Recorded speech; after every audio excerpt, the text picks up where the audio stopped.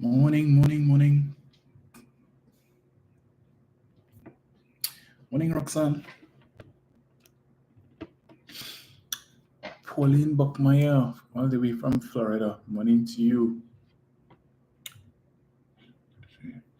Michelle Robinson, morning, Michelle. Thank you for my brooms as always, Roxanne. Leon Graves, morning, sir. Rutrude, morning. Rukmin Gangadine, blessed Sunday to you as well. Arlene Lewis, morning, Arlene. Lennox Ramdani, morning, sir. Cyril Miyas, morning to you, sir. Holly Legol, morning. Jesus' name, is it? Let's see. Stay moving quick, boy. Holly Ruben Rogers, Margaret Thomas, Christopher Surratt, Dexter Thwaites, Daniela Williams, morning, Deborah Durante, morning, Deborah. Jade Impulse, morning to you. Neil Francois, always present, morning, sir. Jacqueline Phillips, morning. Marion Devines, morning to you, morning, Claire.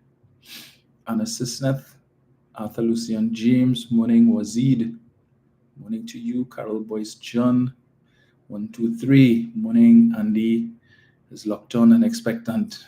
Who do we have on Facebook? Let me see. Sarah Richards, morning, Sarah.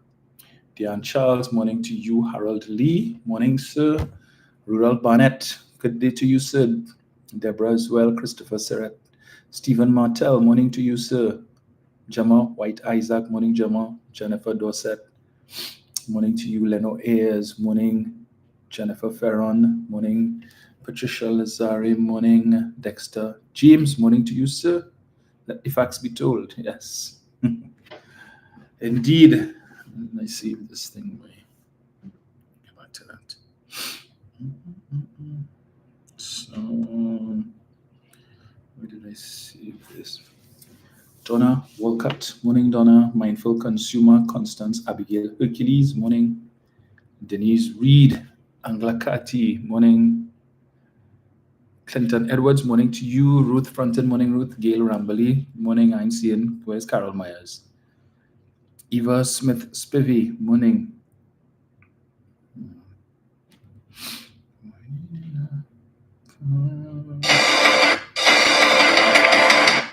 Right. Patricia Street, morning to you. Rosemary Headley, morning, Rosemary.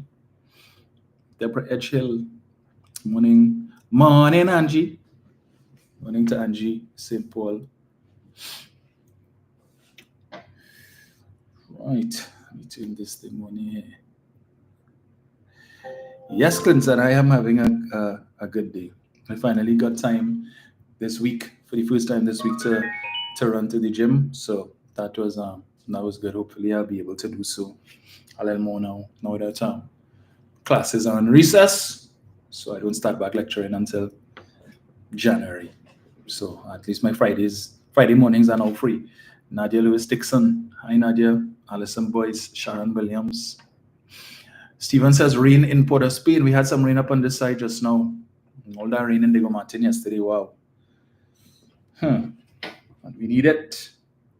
The reservoirs are recovering, but they still have some work to do. Right. Let me jump into this thing here. Let me just deal with this. Marilyn Wanza Cloud, morning. Right. So let me set this up here. So much things to touch on, huh? I feel I'm going to beat Darian to it with respect to Ralph Marage's article.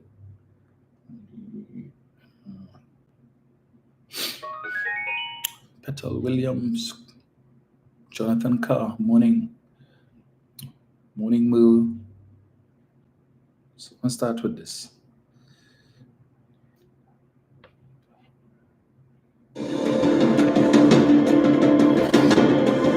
If you need Forex in Jamaica today, you can get any amount, says Jamaican businessman William Marfood. As a matter of fact, Marfood says local companies find Jamaica a lucrative market to do business and access Forex. There are a number of Trinidadian companies now looking at Jamaica as a way to find people. People in Jamaica say, look, the Trini is coming here to use us as ATM. And I think, bless you all. Come. Because the truth is, We are one people. And if we operate that way as one Caribbean people, as one CARICOM, we will have a much, much stronger outcome for all of us. Business Watch reached out to the TNT Manufacturers Association for a comment. The TTMA says it does not have any information at this time to support what was said by Mahfood. However, the TTMA adds that Jamaica is a major export country for Trinidad and Tobago, and the TTMA is happy that the Jamaican economy is doing well. Looking at the TNT economy, Mahfood gave some advice in charting the way forward. If you look at where we are now, where we're headed, Trinidad has to make some changes. Your country needs to have a rebuilding of confidence for the investor community, both foreign and local. And that means, making some of the necessary steps. Meanwhile, Acting Prime Minister Stuart Young is assuring that government will continue to work with the manufacturing sector. And we will find other innovative ways to work with you, because a rising tide lifts all ships. And that is what we need for successful Trinidad and Tobago. It cannot depend on government alone. It cannot depend on private sector alone. Mahfood and Young was speaking at the TTMA's President's Dinner, which was held at the Hyatt Regency on Tuesday night. And now for a look at it. Right. So we have this Jamaican businessman, I suppose, or whatever is his role, telling us that Trinidadian businessmen are looking to Jamaica to set up businesses, and Jamaicans are saying that, look, Trinidadians coming to use Jamaica as an ATM. In fact, I saw a story. Yeah, I saw a story a couple of days ago. I think is it setting up shop, a branch in Jamaica, setting up operations in Jamaica, right? And that is good, as I mentioned before, because regardless of where they make money, at the end of the day, it's the parent company reporting profits. Where it is, even if those profits are earned in Trinidad, if it's earned in Jamaica, in Guyana, wherever it is, at the end of the day, taxes have to be paid, and so the government's coffers stands to benefit. So if they want to go outside, no problem.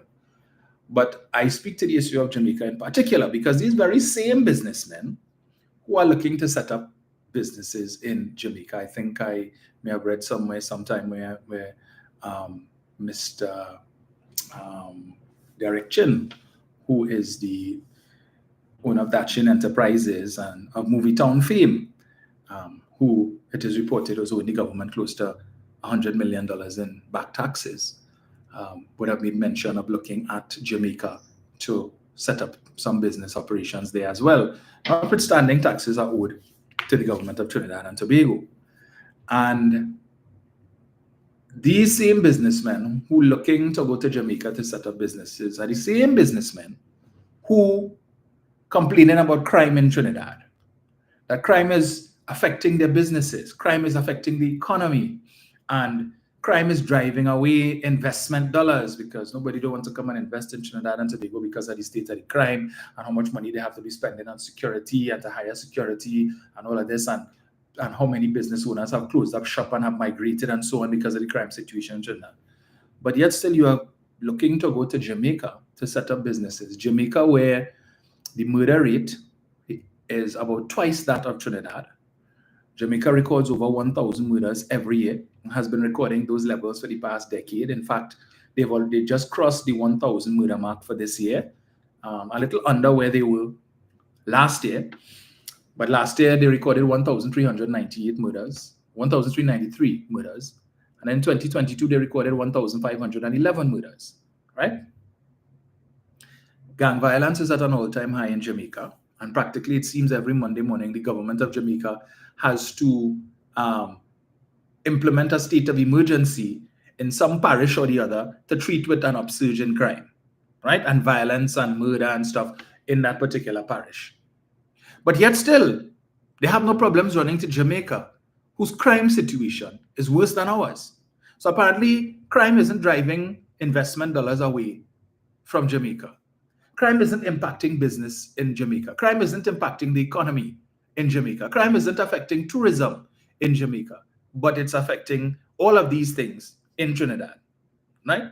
And the same people who are telling you that day after day, week after week, month after month, have no problems based on what we just hear there, taking investment dollars from Trinidad and Tobago and going and investing it in the Jamaican economy, right? Because they don't care about crime over there. That's not a concern. Yes. Jamaica has a population of 2.9 million people. Trinidad has a population of half that, about 1.45 million people. So they see an opportunity out there. No problem. But miss me with the bullspit about the issue of crime and how crime is impacting you and crime is affecting you. If you're willing to go to another country just over the pond where crime is twice that or more than what exists in Trinidad and Tobago. Right? Miss me with that, please. So anyway, I am not fooled by these people. And this is how the politics, and you see who play in politics with crime. These are the stories that help to highlight that fact, that they're not genuine in their claims. Some of them maybe, but you can't tell me that you have problems with the crime situation in Trinidad and Tobago to the point where you don't want to invest, expand your business, but you're willing to go and take the same dollars. And you're not going to Jamaica with TT dollars. You ain't going to Jamaica with Jamaican dollars to start your business. You're going with US dollars. The same Forex that all you're complaining about so difficult to get, but yet still you could get it to go and set up shop because you have to buy whatever is your raw material or whatever it is, depending on the type of business you're going and set up in Jamaica. You got to get money to convert to Jamaican dollars. And as far as we know, the central bank, as it was announced, I think it was sometime last year or so, was it earlier this year, that the Jamaican central bank stopped taking the US dollars, the TT dollars or whatever it is, right?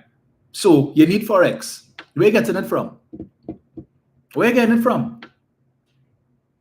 But clearly they're getting it from somewhere. And Mr. Mahfoud said, no, come. We're happy to have you all. Come and develop the Jamaican economy. Come and build the Jamaican economy. They're doing the same thing in Guyana. Taking Forex, US dollars from here, and going to Guyana to open business. Direction took a loan in Trinidad. Easy, right? Over $300 million with the intentions of establishing a new element in Movietown, which was supposed to be called Streets of the World. And the intention was to have the lands in Invidas Bay behind Movietown and expanded there under the People's Partnership when they decided to give it to him. And Botiwari refused to give the legal opinion that would have informed the government's decision to give the land to Dachin Enterprises so that they could have Streets of the World, which was supposed to be a facility where you had streets all over the place, and each street would be named after a different country, and therefore you would have had proprietors or businesses on each street offering things from those countries. So if you had India Street, of course, you would see a flurry of Indian restaurants would have been on that street. You would have seen businesses selling East Indian wear. If you had France Street or whatever it is, or whichever country, Germany Street or whatever, you would expect to see things on these streets from these countries representing that.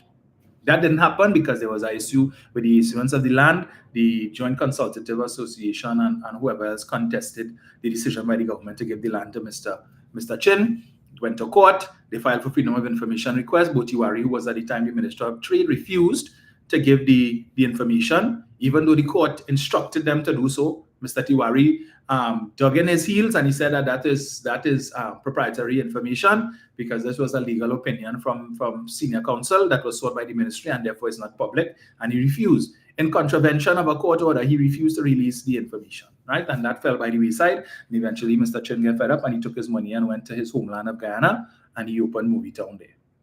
Right? But I'm sure he didn't go to Guyana with $300 million TT dollars to open Movietown there. I wonder if his tax bill to the Guyanese government is as large as his tax bill to the government of Trinidad and Tobago. I'm just asking that question. Right? The things that some of them are allowed to get away with. See. Okay, anyway, it's too early for me to start to engage you people with an only nonsense. Right. So Sandra Watson is saying, I read where the hotels in Jamaica actually belong to wealthy Jamaican families who invest their money into their own island. Angela is saying maybe it's the currency exchange rate that is drawing businessmen to Guyana. I wouldn't dispute that, Angela. And as I said, I have no problems with them setting up shop in Guyana, in Jamaica. But don't come and tell me that crime in Trinidad and Tobago is affecting your business. Crime in Trinidad and Tobago is affecting commerce. Crime in Trinidad and Tobago is damaging the economy and driving away investment. But I can't admit it's pushing our investment out of Trinidad and pushing it to another country in the Caribbean region where the crime situation is worse. Don't tell me you're afraid of crime in Trinidad. You're running from Trinidad crime to run to another country where you're more likely to get killed, you're more likely to get robbed, you're more likely to be a victim of gang violence, right? All of these things is more likely there. And Jamaica has been struggling for years with their crime situation. This year, they have managed somehow to be able to bring down the crime rate a little bit, but they've still crossed that 1,000 murder marker, which is unfortunate. And I'm sure if the government of Jamaica, if their murder statistics was that of Trinidad and Tobago, if they could get their murder rate down to 500 and something, which we lament here, rightly so, which is far too high. But I am certain if Mr. Holness could get murders in Jamaica down to 500 and something, he would be a happy man. From a high of 15 and 1,600, if he could bring it down to 3 times less, to 500 and things, which we complain about here, as we should, he would be happy with that. Because it's a significant improvement. But they've been able to bring it down. Now the year isn't finished yet, so I imagine based on the average, they might end up with about 1,100 and something murders this year, which is still down by about 200 from last year, which is good. Which it's something for them to crow about. But in Trinidad, if it is that Dr. Rowley were to do what Mr. Holness is doing and implementing states of emergency in different constituencies, as some people want for him to do, right? What about the law-abiding citizens in those constituencies who do their best to uphold the law? They ain't doing nothing wrong, but they have to suffer the challenges that would come from the government having to implement a state of emergency, which would include curfew. So you can't move around as you want. You're living in this constituency, and because you have a few miscreants who decide they want to commit crime, and a state of emergency is used, you have to make sure you're indoors by a certain hour. And if you're not indoor by a certain hour, as is a facility and a privilege that the other citizens of Trinidad and Tobago could have, how does that make you feel as a citizen? That your government is putting restrictions on you, restricting your movement in an attempt to treat with crime in your area that you have nothing to do with. And the same people will complain. So it cannot work. It cannot work here. Because you will have those who will continue to complain. But all these people who are lamenting the crime situation, ask them to offer one solution as to how the government can treat with crime. They have none. So I'm seeing Leo is here this morning, right? And talking about the Prime Minister went to Ghana and whatnot, I'm talking about, right? I would love for him to make a suggestion to me as to how we treat with crime in Trinidad and Tobago. How do we do that? The young men who committing these crimes, where they getting the guns from? Because the neighborhoods that they're coming from, they don't have that kind of money. Where they getting the guns from? Where they getting it from? It's not the Minister of National Security or the Prime Minister or the Minister of Finance or any member of the government allowing these guns to come in through the legal ports of entry. They're not allowing that. It's people who working on the port that doing it, allowing it to pass. It is not the government's responsibility to apprehend these people. That is the responsibility of customs and excise and the responsibility of the TTPS. But when you have persons in both of these entities who are themselves part of the criminal element, who undertake, and we know it's a fact, right? How does the government treat with that? When it is that the government is spending tens of millions of dollars to buy scanners, and then we hear the Minister of Finance have to come and tell us in the Parliament that you have a regular problem of accidents involving forklifts running into the scanners and damaging them. And then it takes forever to get the scanners repaired. And especially under this new procurement legislation, which makes procurement even more convoluted, much more difficult than previous, just because we want to avoid corruption, right? So whereas before, the process of getting these things done, if you need something fixed, you have to go on the OPR registry. And if it is that the person, the entities, you can't get vendors offering these services who are registered, what are you to do?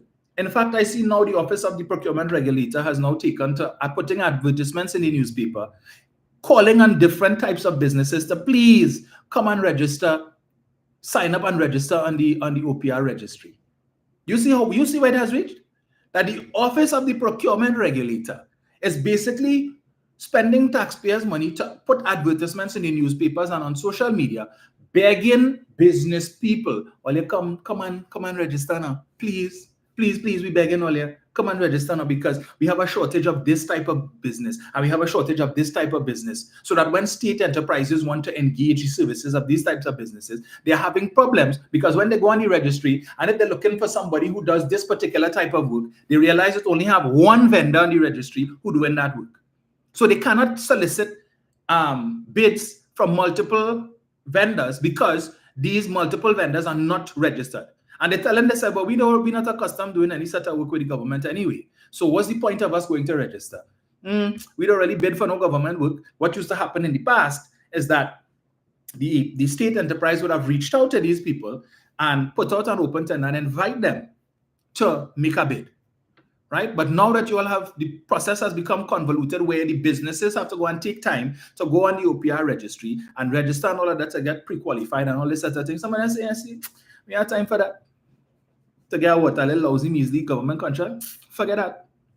So these state enterprises now find themselves in that situation where if they have work to do and the law requires that they could only do business with entities that are registered on the OPR, and if in some cases when they go on the registry, you have 0 vendors offering these services, 0, what are they supposed to do? Because if you engage on a vendor that is not registered, then there are penalties for that.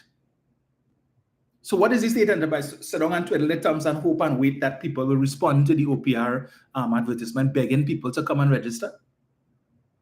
So when they were crying out, "We need procurement legislation and the procurement legislation," and the government watered down the procurement legislation. Government watered down, right? So even in its watered down state, you all see the problems it is causing? Challenges now for state enterprises to find registered vendors with whom they could engage to do services. So government work is being held back. And the benefits of the citizens are being held back because the state enterprises cannot find vendors registered. But we wanted procurement legislation, right? And that's the problem. Half of the people who want to be crowing about procurement legislation don't have a clue what is in the legislation. What is the impact of the legislation? They don't know, but they just hear the UNC talk about that and the procurement bill and the procurement act and the procurement, and they see they water down the bill and they call in Professor Misinformation and Captain Dotish to talk that foolishness and ask them what is in the bill. Everything good, everything good. Shoot yourself in the foot. How dumb can one get? Anyway, should I say that first? All right. Let me get to this first.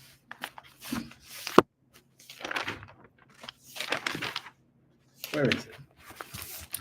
Embert rejects Wigot's back pay demand. $701 million burden on taxpayers. If the government were to accept the salary proposals from the West Indies group of university teachers, Wigot, the back pay retroactive to March 2024 would be $701 million. I do not think it is prudent to impose a burden of back pay of $701 million to taxpayers of Trinidad and Tobago. Finance Minister Colin Embert said yesterday as he responded to a question in the House from Couva South MP Rudy Ndassing on the urgent measures being pursued by government to avoid a complete shutdown of the University of the West Indies in St. Augustine, given the rejection of the government's 2% offer for the period 2015 to 2017 by Wigot. Embert said he wanted to correct the statement in the question and that there would be a total collapse of St. Augustine campus. He said, "I don't think so. I think that this is just an alarmist wording from the member for Couva South." Embert said Wigot was asking for the following. With effect from July 2014, 8% increase. With effect from July 2015, another 8% increase. And with effect from 2016, another 8%. And this would be a total of 24% for the period 2014 to 2017. The recurrent cost of the proposal from Wigot is estimated at an additional $78 million per annum for UE St. Augustine campus. If we were to accept the proposal from Wigot, the back pay would be $701 million as at March 2024, And the cost of the 4% offer, which we have offered to everybody else and which has been accepted by most trade unions, is estimated a back pay of $79 million and $12 million in additional recurrent expenditure. And it is no secret that member Darson can pretend otherwise that UE is funded by the state with hundreds of millions of dollars in subvention. For 2018-2019, the government subvention was $517 million. For 2019 to 2020, $520 million. From 2020 to 2021, $528 million. And therefore, any settlement of wages at UE will place the responsibility on the government and taxpayers to fund the increase. Now, my thing is this, right? Get this on here. In respect of that, so Wigot, which is the West Indian group of university teachers. So as the minister said, they're looking to get 24% increase. And the minister has indicated that is not possible. He cannot do that. For one, for him to do so would set precedent. Because if you give one, you have to give all. You can't give to UE, to Wigot, and then tell everybody else, well, no, they could only get 4, but we're willing to give everybody else. Be willing to give UE lecturers 24. That will cause riot and ruckus in this country and set precedent that these unions could probably now take to the industrial court and say, well, if they could have found the money for Wigot, they could find it for us too. But my bigger concern is that Wigot comprises or has among its membership economists. I assume that Dr. Marlene Natz, Dr. Valmiki Arjun, Dr. Raja Hussain, and all of these others who they normally go to for comment, the media normally runs to for comment on everything that has to do with the economy and otherwise, they know that the government cannot afford to give them 24%. They are specifically trained, that is their profession, that is their craft, to be able to analyze economic metrics and determine and study these economic indicators to be able to determine what the state of the country's finances are as it pertains to government's revenue and so on. They understand intimately all of these metrics. Their job every day is to go to a classroom and teach others how to understand these metrics, how to read and interpret these metrics as well. So when you go into a classroom every day and you're teaching and telling people, well, you know, based on this, and this is what the government could afford, and this is the government's position, and the government needs to do this, and how could they improve their revenue position, and we talk about debt and all of these different things. And then you go out there to do something that is completely contrary to what it is that you're teaching in the classroom. Completely contrary. Because every one of these economists knows that the government cannot afford what they are asking for, or what the wider group is asking for. So why not counsel your fellow union members, and in particular the leadership? I don't think Indira Rampersad is an economist.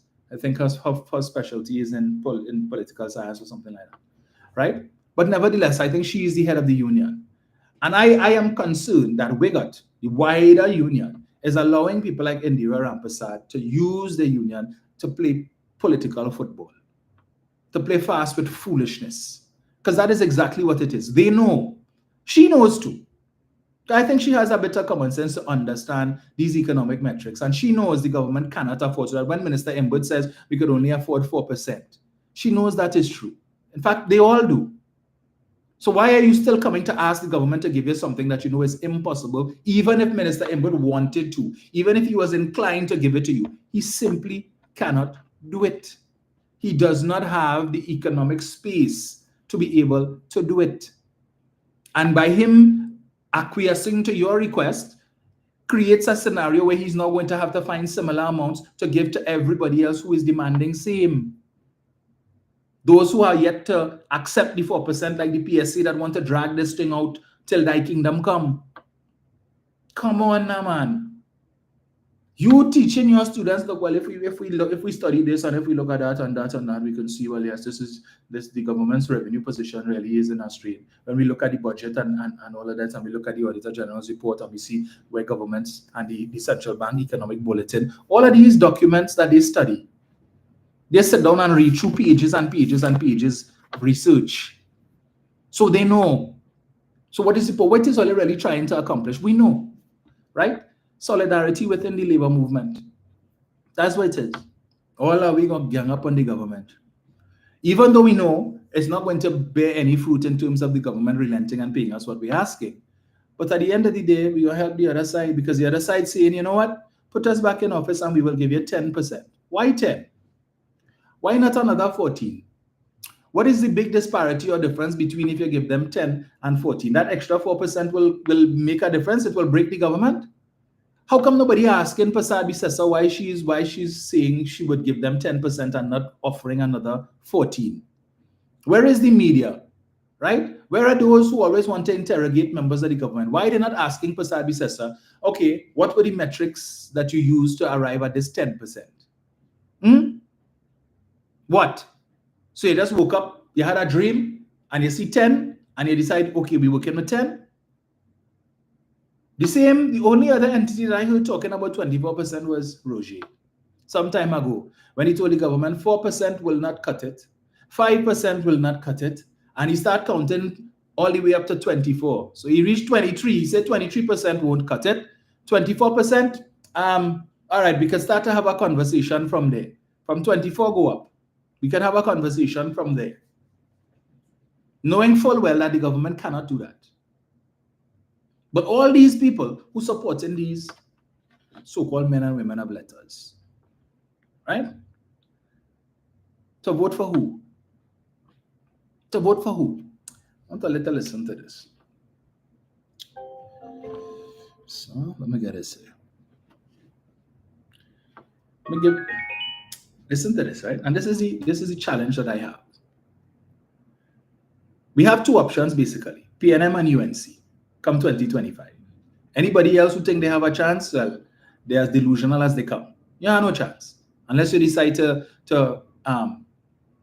link up with one out of the two. And we know the PNM's position is the win alone, lose alone, stand alone. So the PNM not going down that road with anybody.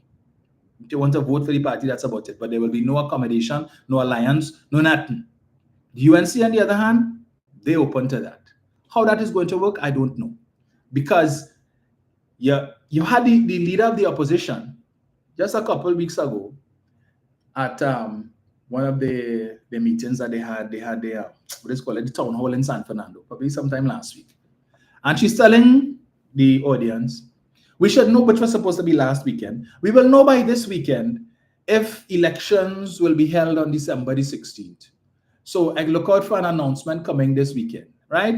With respect to that. We had originally projected a date of December the 9th, but now we are moving that date now to December the 16th. So the whole country will know by this weekend if elections will be held on December 16th. And then you have the media pointing out how foolish that is. Because given the timelines, the legal timelines, and what must take place within that period, that December the 16th, there's no way that date could have worked. Absolutely no way.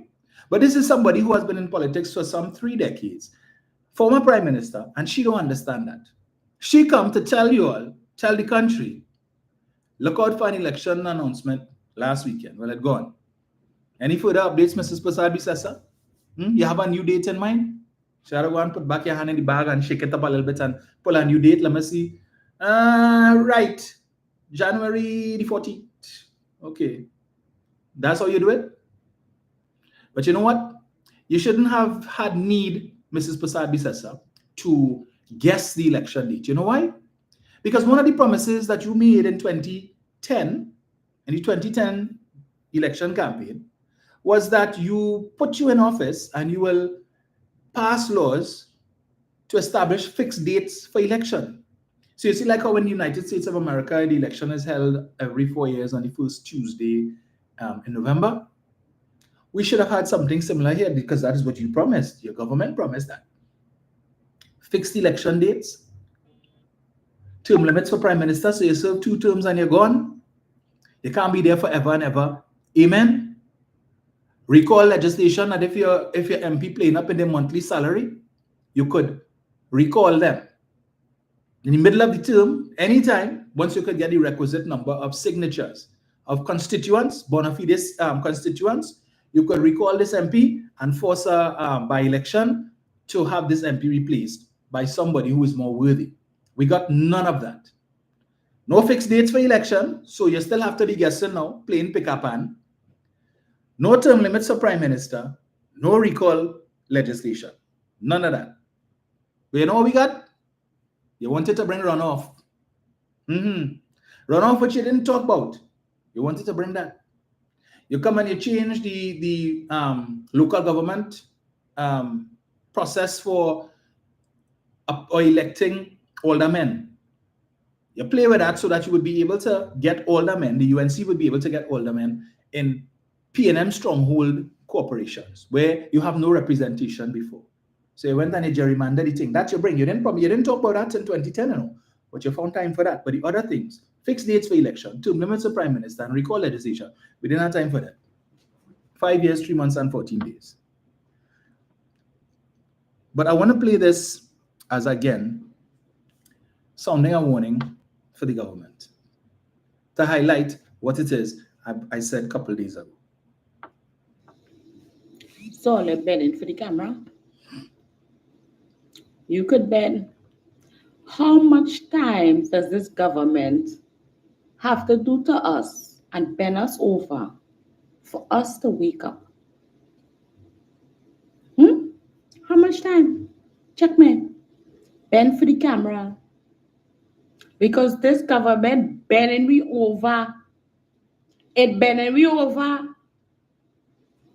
You could bend. You could bend. How much bend the P&M government is making you? Property tax. Well, bending we there. What else? Forex exchange. The well bending we over there. So, Trinidadians, all continue to bend. You can bend. You can bend. Me can bend too. And when we're going to stop this bending, let me know now, please. Let me know. When are you ready? I have lost count of how many times I see videos like that popping up of what are clearly clueless people, right? Clearly clueless. So she's talking there about the government bending you over, and then, well, what you all couldn't see because, right, is they have little captions coming up: no water in the pipe, bad roads, and all of these things, saying that the government bending you over for all of these things, right? She said the forex exchange. I thought forex is foreign exchange. So forex is forex, foreign exchange. Don't even anyway. Anyway, how is the government bending you over for foreign exchange? How? But you see, they take these talking points from the propaganda mill. They listen to people like Professor Misinformation and Captain Clueless, right? They listen to other clueless people like themselves who come in on social media and doing things like this and talking things that they know absolutely nothing about. And they're running with that. Last week, what day was it, boy? Tuesday. It was Tuesday? Yes. When I had that event attending in Queen's Hall. And so I had to leave early. And whenever I go to Port of Spain early, I don't normally do that because that traffic is terrible. There's a place I would normally stop for breakfast. So I did that. And there's a gentleman came up to me. I'm familiar with him because whenever I'm at my Port of Spain office, he would, if he sees my car there and it looks like it needs to get washed, he would come and ask for me and ask me if he could do a little something. And to get a little change. I said, no problem, go ahead. Right? He also does, he's also like fixes shoes and stuff like that. So from time to time, if my heel needs a little thing, I would probably give him to do it for me. So he saw me parked up by the place, and so he's coming down the road. He doesn't live too far from there. He said, Jack Warner. He calls me Jack Warner because he knows of my affiliation with the ILP. A couple times when I was on 91.9 and Mr. Warner would have hosted the show with me a couple times when we were with ILP. And after the show, we would be walking on the road because a couple times I had to drop Mr. Warner home and go back to the office, and he would have encountered us and so on. He said, Jack Warner, what your government really doing, we boy? I said, what are you talking about? He said, but you see, I hear but say if it is you pay property tax, they come in and take your house. I say, really? I didn't hear that. He said, yeah, I was now down by the shop there, and a man telling me that And would say that if you're not pay property tax, you come in and take your house. Why you ain't go and do that with the apartment building you have up the road there? He paying any property tax on that? But they want people to pay property tax. You see something effing wrong with them? And I just saying to myself, I'm not even in the mood to explain nothing to you this morning. I said, oh, you gotta do right. And I left that day. I really, because I was running for time too. So it was just something to bust. I was jumping my car and leave. And I just shake my head and I was like, wow. He was down by the shop and he hear that conversation being had. He hear that and he running with that. Where is the counter to these things? I was looking yesterday on YouTube. I came across one of Pastor Google's shows, and he was taking calls, and a gentleman called in to talk about this $50 million that was allocated to the Prime Minister for entertainment and so on. That has already been spoken to. But again, unfortunately, in the wrong forum. And I keep saying that. If Minister Imbut and others in government believe that giving explanations to these things in the parliament alone will help them, it will not. It will not. Because when the newspaper publishes it, right? When the UNC talks about it on the Monday night forum meeting, they waste the time Sunday morning press conference, the pavement report that they have now, and then the occasional press conference that they will call. And Kamala Prasad knew exactly well what she was doing when she raised that in her contribution in her budget response, when she placed specific emphasis on that. So she talked for what? How long did she talk for, boy? 3 hours and something. And for all the things that she said, the media choose to highlight that and focus on that. Whether it be the electronic media, the print media, they focus on that. Okay? And that became a talking point in the public space. And all of these ignorant, know-nothing talk shows on the radio decide to run with it, like a 91.9. And given the shortage of intellect in the listeners to those programs, they take that and they run in with it, right? But then the UNC have their Facebook pages that run with it to kick out the PNM talking about this nonsense, 50 million for entertainment and people suffering, and they want to get, they know how to couch it. They give only 50 million to spend on entertainment, but you only want to pay public servants and pay people 4%, right? And poor people suffering, and then buying car and 50 million. Where you going to spend 50 million on entertainment for? And people can't afford to buy food, and they can't send their children to school, and they can't afford to buy school books, and they can't do this and they can't do that. And it resonates with the people who have convinced themselves that the government is oppressing them. And they see this as another act of oppression by the government. So that when Mr. Imbut came to the parliament and he explained what the 50 million was for, right? This is monies that is owed to Wigot, that is going to be paid to Wigot. The man worked with the receipts, invoices. He came with it. He said, these are the invoices that we have gotten from Wigot. Wigot does work for the state under the office of the Prime Minister. Wigot is under office of the Prime Minister. And there are certain buildings that Wigot is responsible for the management of, and they have been spending their money. The money that Wigot collects from Hyatt. Yes, all of the millions that Hyatt makes in profit, the government share passes through Wigot and so on because, right, Wigot is the project manager and facilitator for those things. And these monies is what Wigot would then use for other projects to be refunded by the state. And the Prime Minister and the Minister made the point because the Minister of Finance came and he spoke about it. The Prime Minister came and he spoke about it because he would have made mention of that. And Kamala went and hold a whole press conference for an hour and something to talk about. The Prime Minister said that this is money for Wigot to pay for this and that. And he identified a couple of projects. And then she went and she pulled up the book and go through. And this and the hospital, the central block and whatnot. And all of this is being paid for through this ministry and that ministry and that ministry. And they run with that. They ran with that, right? I gave you all the example of Millefleur, which is one of the magnificent 7 buildings, which is the headquarters for the National Trust. That the lease or that the deed for that property remains on the office of Prime Minister and Wigot. So the National Trust does not have a lease, they don't have a deed for that property. And as such, there are certain things that Wigot continues to be responsible for. So the National Trust has their round-the-clock security. Wigot pays for that, not the trust. things like the electricity bill and so on, which is not in the trust name, Udicot will pay for those things, right?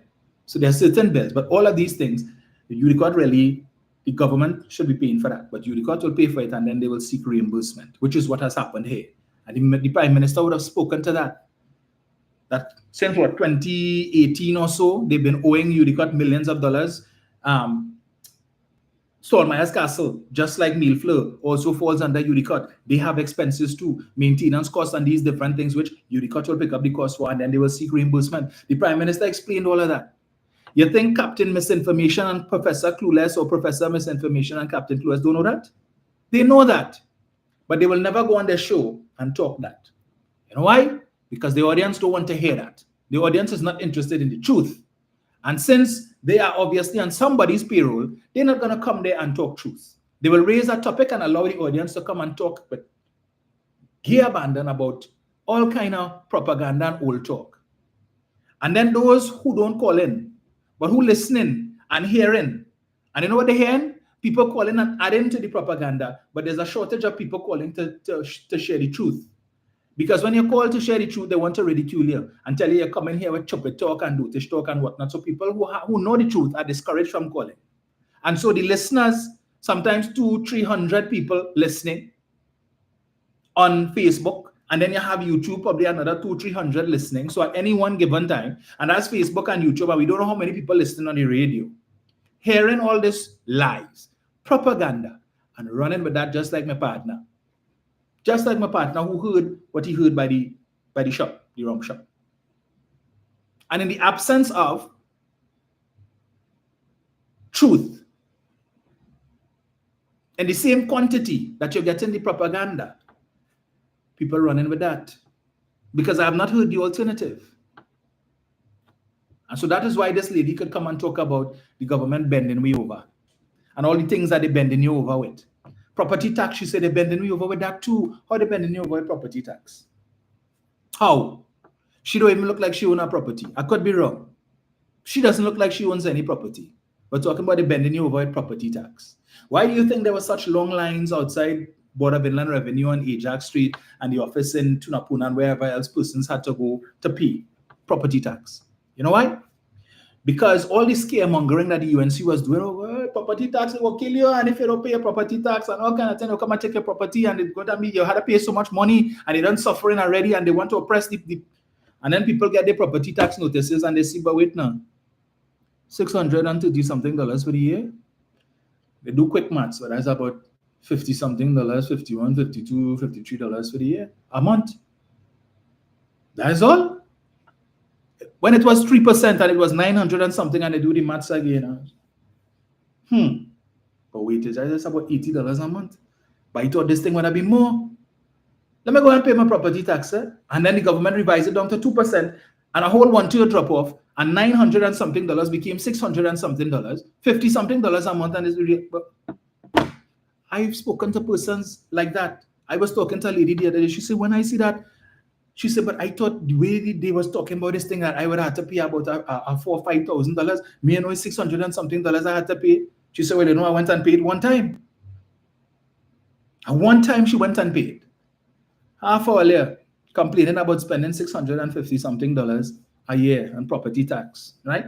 To strengthen your title to your property, because you could say, look, if anybody come to try and thief your property, because you know as what takes place in the registry. Years now we're hearing about that false deed, false document, and people claiming who taking people property. You could go and say, but look, I pay in my property tax. So how this person could come and lay claim to my property, and I have my receipts here showing I pay in property tax on my property. If it's not my property, why was the Board of Inland Revenue sending me an assessment notice?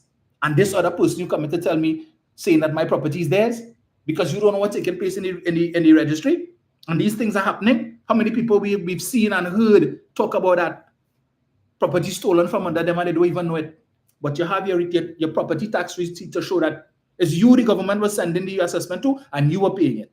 So if you have to treat with an issue or situation like that, that strengthens your claim. But we don't want that. I want to pay no property tax. I want to bring back land and building taxes. I don't like the term property tax. I like land and building instead.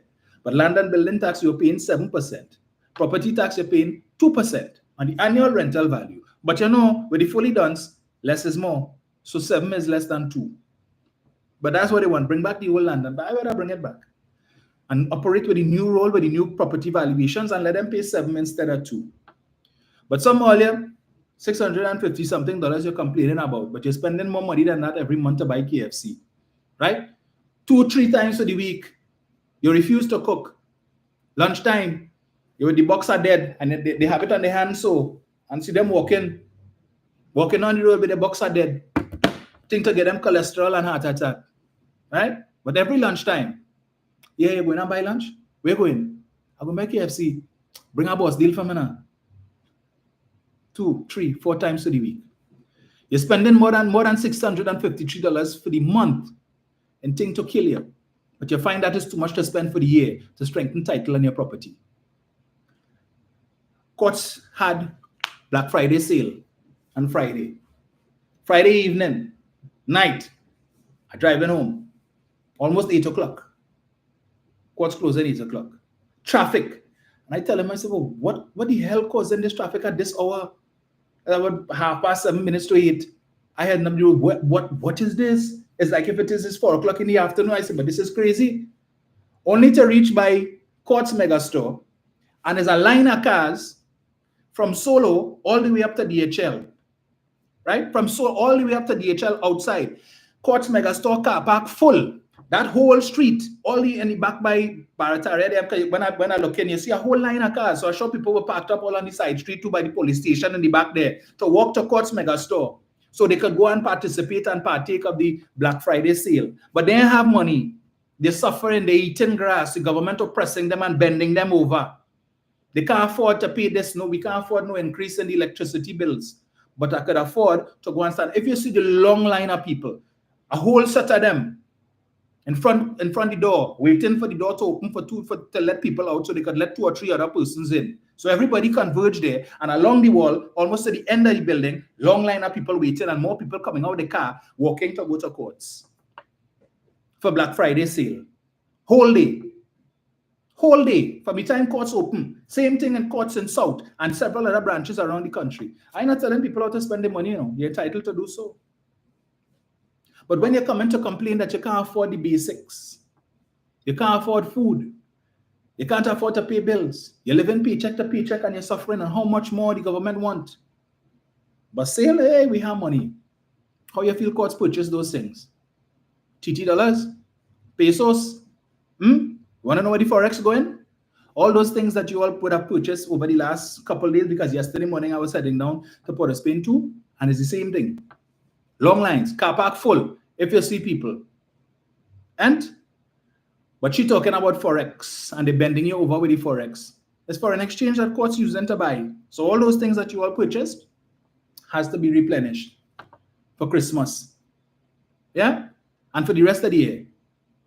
So courts has to find the foreign exchange to not only remit profits to the parent company, but to restock for all the things that you all buy, but all you're suffering. Things hard. This is the worst government ever. Right? But expenditures, but all those big companies recording supernormal profits. Record profits, the likes of which we weren't seeing between 2010 to 2015, when supposedly the economy was the best it's ever been. And we were living in a veritable utopia because food prices was great.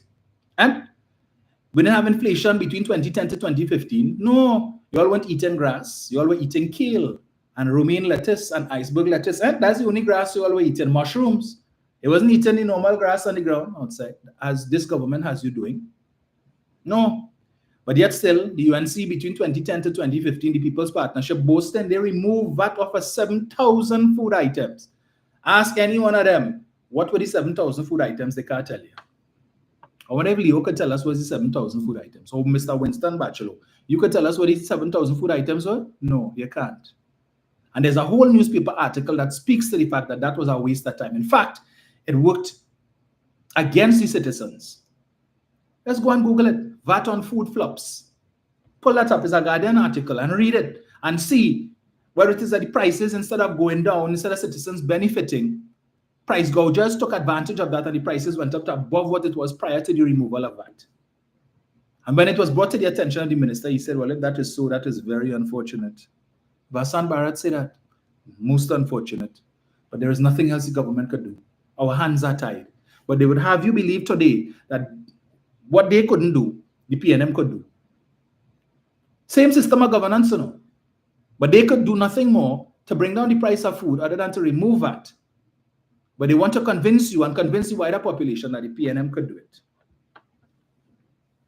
And you have people buying that and blaming the government for the increase in food prices. How? Let me give you another example of the misinformation. Let me get it here. That's not it. And it is being spread by, anyway, the most clueless of people. Let me get this. Where is it? Where is it? So I keep telling you all about this Facebook profile page called Tobago People's Party Connect. And one of the admins for this page, who goes by the name JB Harper, he put up a post a couple of days ago.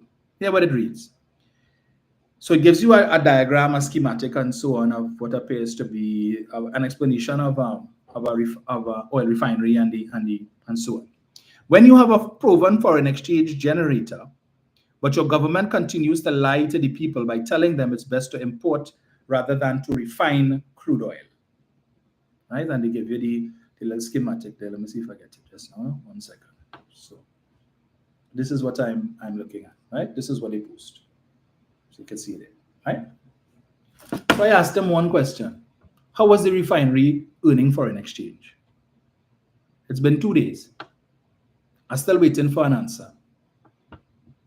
Still waiting for an answer. But he posted up that.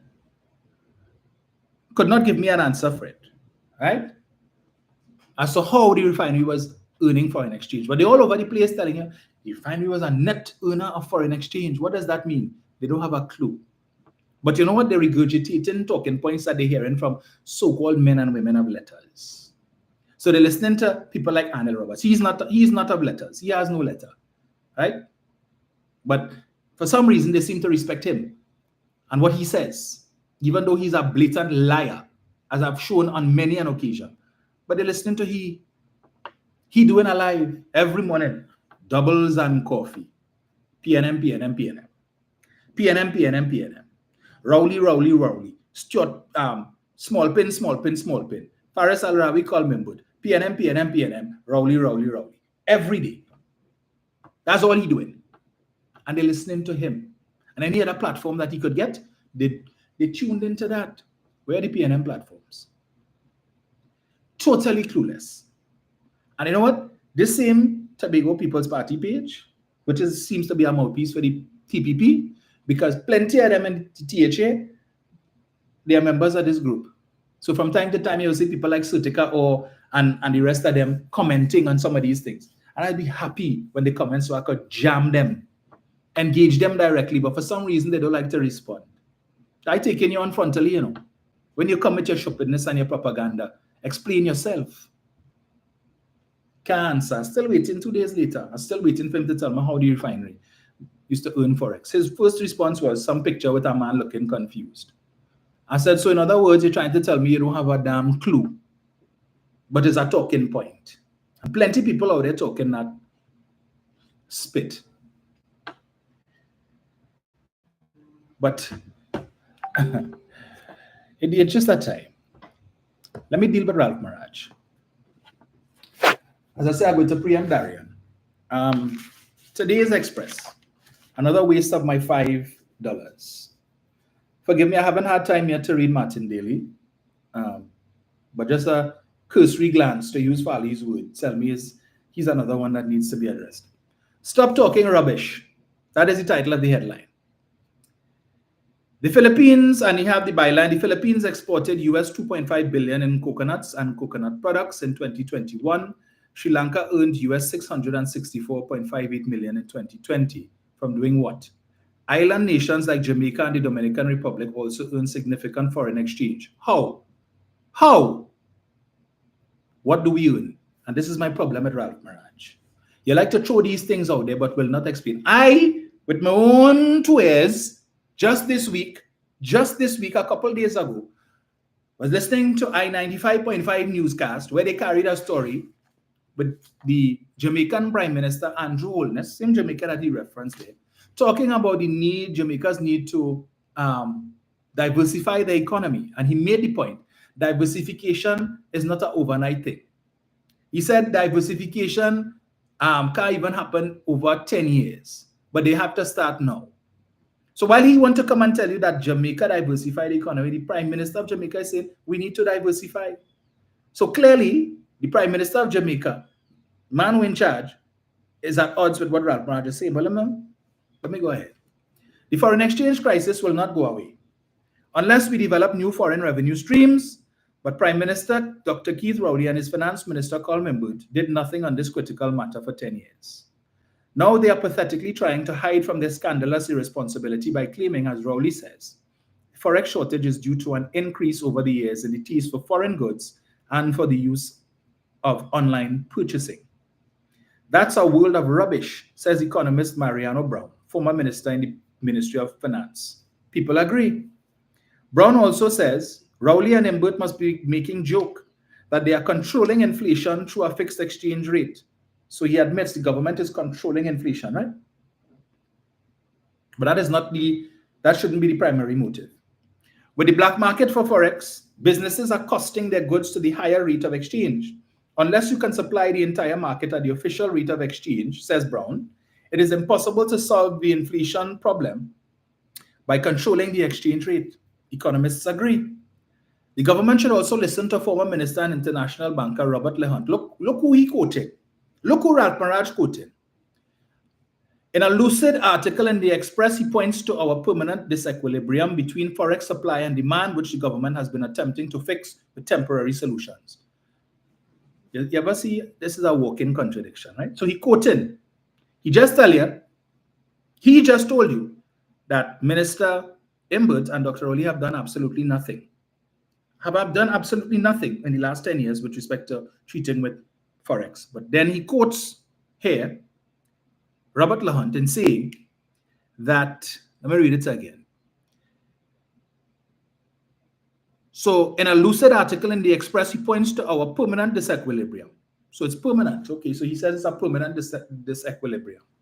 Permanent implies that it cannot be fixed. When he quoted it, permanent suggests it can't be fixed. My understanding of the word permanent. Coming back to that. Right. Between forex supply and demand, which the government has been attempting to fix. Temporary solutions. This just cannot continue, he says. In the long term, difficult as it may be, like other countries, we must seriously assign resources to diversifying our economy. Absolutely right, folks. For the past 10 years, I have warned that the decline in energy revenue from global structural changes, the country urgently needed to diversify into new foreign revenue streams. Lehunt makes the critical point that when in 2015 they met US $10.5 billion in reserves, that was time to aggressively pursue diversification initiatives. So that was the time to pursue diversification initiatives. I want to show you something, right? That was the time, according to him, to pursue diversification initiatives in 2015. In 2010, when the People's Partnership came in, and I quoted those figures for you all, where Mr. Manning would have left $9.1 billion US in foreign reserves, that wasn't the time to pursue diversification initiatives. No. At 9.1 billion, that wasn't the time. But at 10.5, which is more than 9.1, that was the time to pursue diversification initiatives. And it doesn't escape me that every time they have to talk about the foreign exchange problem, the base year for comparison is always 2015, as if prior to 2015, Trinidad and Tobago didn't exist. We just came into existence like the Big Bang in 2015. So there is nothing to talk about prior to 2015. Prior to September 7, 2015, Trinidad and Tobago didn't exist. We all just, God just woke up one morning and said, let me create another country. Right? Okay. That's how it worked, right? So again, according to Mr. Lehunt and according to Ralph Maraj, 2015 was when they should have started looking to diversify the economy. Not 2010, not 2011, not 2012, not 2013, not 2014, not 2015. In those years, when it is that oil prices and gas prices was much higher than it is today, oil and gas revenues was much higher than it is today, the Petrotron refinery was up and running, and production levels for oil and gas was much higher than it is today. But that wasn't the time to pursue diversification initiatives. No, no, no. So if the People's Partnership had won the election in 2015, there would be no need to pursue diversification initiatives until whatever year the PNM come back into office. And that is the logic of these two men of letters. 10.5 billion was when we should have started, not when it was at 9.1.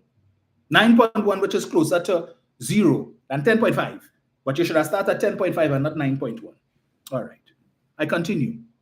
There was the dire need. They met a 40% drop in national earnings of 20 billion. And here we go again. This man just keep lifting paragraph after paragraph after paragraph from different articles. Intellectual laziness. And I'm sure as I continue to read, I'm going to come across other paragraphs that he would have lifted from articles that he previously wrote because he's too damn lazy to write something original. Yeah, but he bright. With significant reserves in hand, here was the chance to transform our economy away from its debilitating dependence on the energy sector. Diversify or die, I warned. They didn't heed, and today our economy is dying from a lack of lifeblood foreign exchange. In a piercing observation, LeHunt, who also says the US 10.5 billion in reserves they met in 2015 would have reached US 15 billion today with proper management. Indeed, with the economic space provided by the reserves, they should have borrowed for investment in new foreign revenue earning capacity, diversification. Again, all of these nebulous statements, but not once will Mr. Maraj suggest what they should have been borrowed to invest in. I continue. Instead, Rowley and Imbert borrowed to maintain our lifestyle, the most downright foolish approach to a declining economy in the history of civilization. The result, a massive increase in national debt, a disastrous decline in foreign reserves, and an economy teetering. Well, I want to tell Ralph Maraj that apparently Ansa McCall didn't get the memo that the economy is supposed to be teetering. Republic Bank didn't get that memo. Unilever didn't get that memo. Apparently, the TTNGL didn't get that memo. First Citizens Bank didn't get that memo. Scotiabank didn't get that memo. And all of these other companies that are reporting significant increases in profits over last year, they didn't get the memo that the economy is supposed to be teetering, and therefore they are not supposed to be earning these types of profits. Because you don't earn that type of profits in an economy that is on the brink, an economy that is suffering. You don't earn those type of profits. So apparently, somebody needs to send that memo to the heads of all of these companies and let them know, hey, you're doing something wrong. Yeah? You're earning too much profits in a suffering economy. So fix it for next year. Tell that to your shareholders as well. Right, where did I reach? Right. See, instead, right. Let me read this over. Instead, Rowley and Imbert borrowed to maintain our lifestyle. What lifestyle did they borrow to maintain? I'm going to tell already lifestyle. Subsidy lifestyle. Because we want to continue to have electricity subsidized, water subsidized, transport subsidized. So if you take a plane to go to Tobago, the airfare is subsidized. You hop on the ferry to go to Tobago, that too is subsidized, right? We want to continue for the government to give us social welfare. They must increase or at least maintain or increase the food card, the money that they're giving you on food card. And then we want them to give us other things. So we need uniform grant, we need book grant. The government must pay for transportation for children to go to school. We want the government to continue to support GATE in the quantity or the quantum that they've been doing for years so that citizens don't have to pay to get their degree. We also want the government to be able to provide the help, the loan program, which is the higher education loan program, to underwrite that as well. We want the government to continue to give concessions to everybody. All of these things. This is the lifestyle he's talking about. But when, over the last 10 years, when the government sought to adjust that lifestyle by saying, here what? you all need to pay a little bit more for the benefits that you're getting, okay? Because if we look just over the pond, we have the United States of America, which is perhaps the world's leading oil and gas producer.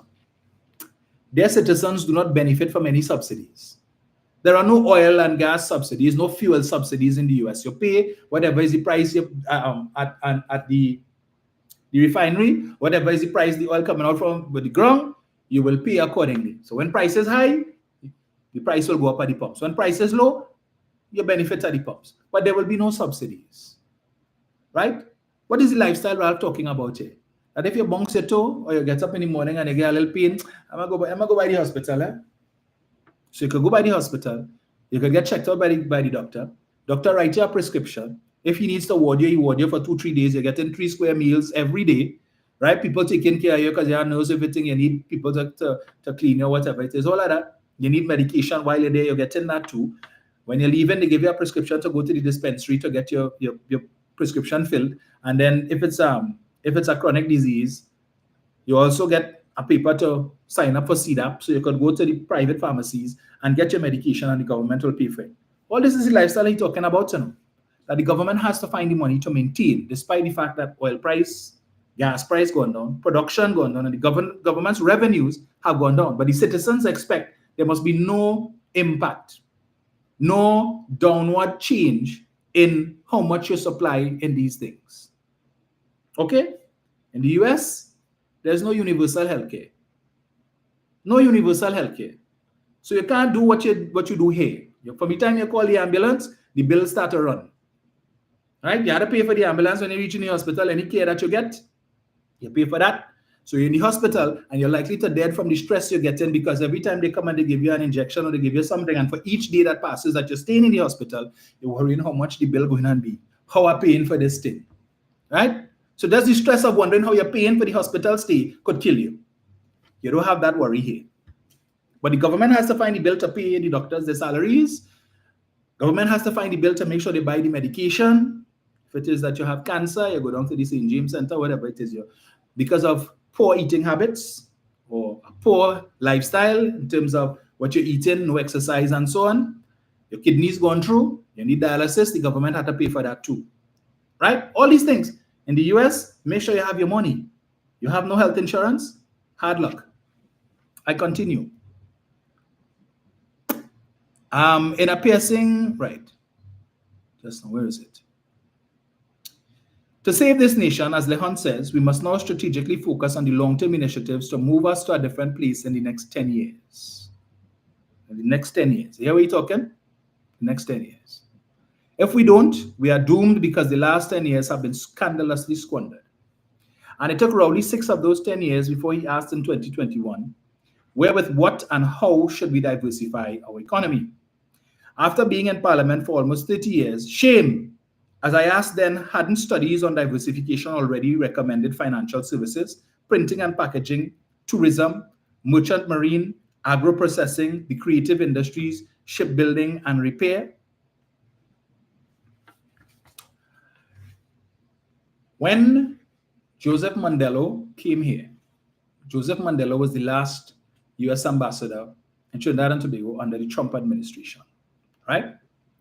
In his first public outing, where he spoke at an event that was hosted by the American Chamber of Commerce, Mr. Mandela expressed his surprise at the level of government's involvement in the economy of Trinidad and Tobago.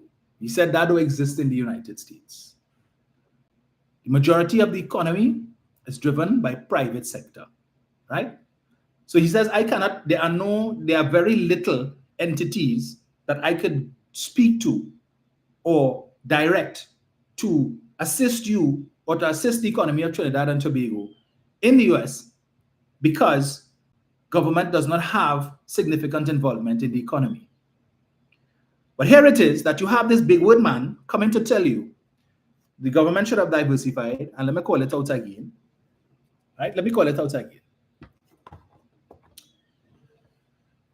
He says here, financial services. You all ever heard of the IFC, the International Financial Center, which was started under the Manning administration, which was intended to do that very thing, diversify the economy through the provision of financial services. and that the government was seeking to actively attract foreign financial entities to come and set up a regional presence in Trinidad and Tobago. You all remember Lehman Brothers? That investment house, that noted investment house that was over 100 years old, that was one of the staples of Manhattan, and that they were in talks with the government to come and set up a regional presence here at the waterfront, which is why Mr. Manning constructed the waterfront, because he was taking pattern from the late former Prime Minister of Singapore, a man by the name of Lee Kuan Yew. They always love to talk about Singapore and how Singapore, as he mentioned, was able to diversify. You know what? Lee Kuan Yew said, build it and they will come. High rises, that is what the people in New York are accustomed to. That is what the people in Los Angeles are accustomed to. The movers and shakers in the United States. I cannot build so for them to come. They will not. But I need to go up. When Mr. Manning was building that, what the UNC said was a vanity project. Wasting taxpayers' money to build vanity projects. All the while, Mr. Manning was doing his work behind the scenes. Unfortunately, Lehman Brothers ended up being a casualty of the global financial crisis, 2008, 2009, and they didn't come. And because of that same global financial crisis, other companies, international companies that they were negotiating with, also decided to pull back and wait and see. And we know how that turned out. But the IFC still exists today, and UNC wants to complain about it. Even though when they were in office, same thing, Vasant Barra told us HSBC Bank was supposed to be coming here, and NatWest, and whoever else was supposed to be coming, and some 3 other companies were supposed to be coming here. They didn't want to reveal it yet, and all of that. Nothing happened. But he came in to talk about financial services. We go in again. Printing and packaging. Printing and packaging. So he wants the government to get into printing and packaging. How? The same people who are telling you the government shouldn't get involved or shouldn't compete with the private sector. You all remember that? That is why the mega farms were stopped. The mega farms, which was also started by Mr. Manning's administration, of which Dr. Rowley was a part, in an attempt to diversify the economy through agriculture. When the UNC came in, they tell us the state, the government, not supposed to be competing with the private sector. So we shut down the mega farms, leave that to the small farmers and so on, because the government encroaching and taking food and bread from their mouths. Mega farm shut down. We go in again. Tourism. How? Is it that he wants the government to build more hotels? The Prime Minister has said, even if we want to, the government doesn't have the money. Who built the Hyatt? Who built the Hyatt? The most successful hotel in this country today, PNM did that. PNM did that the other day when Hyatt announced that they wouldn't be taking TT dollars. Half of them who never even went to Hyatt. Some of them who live in UNC constituencies in Deep South.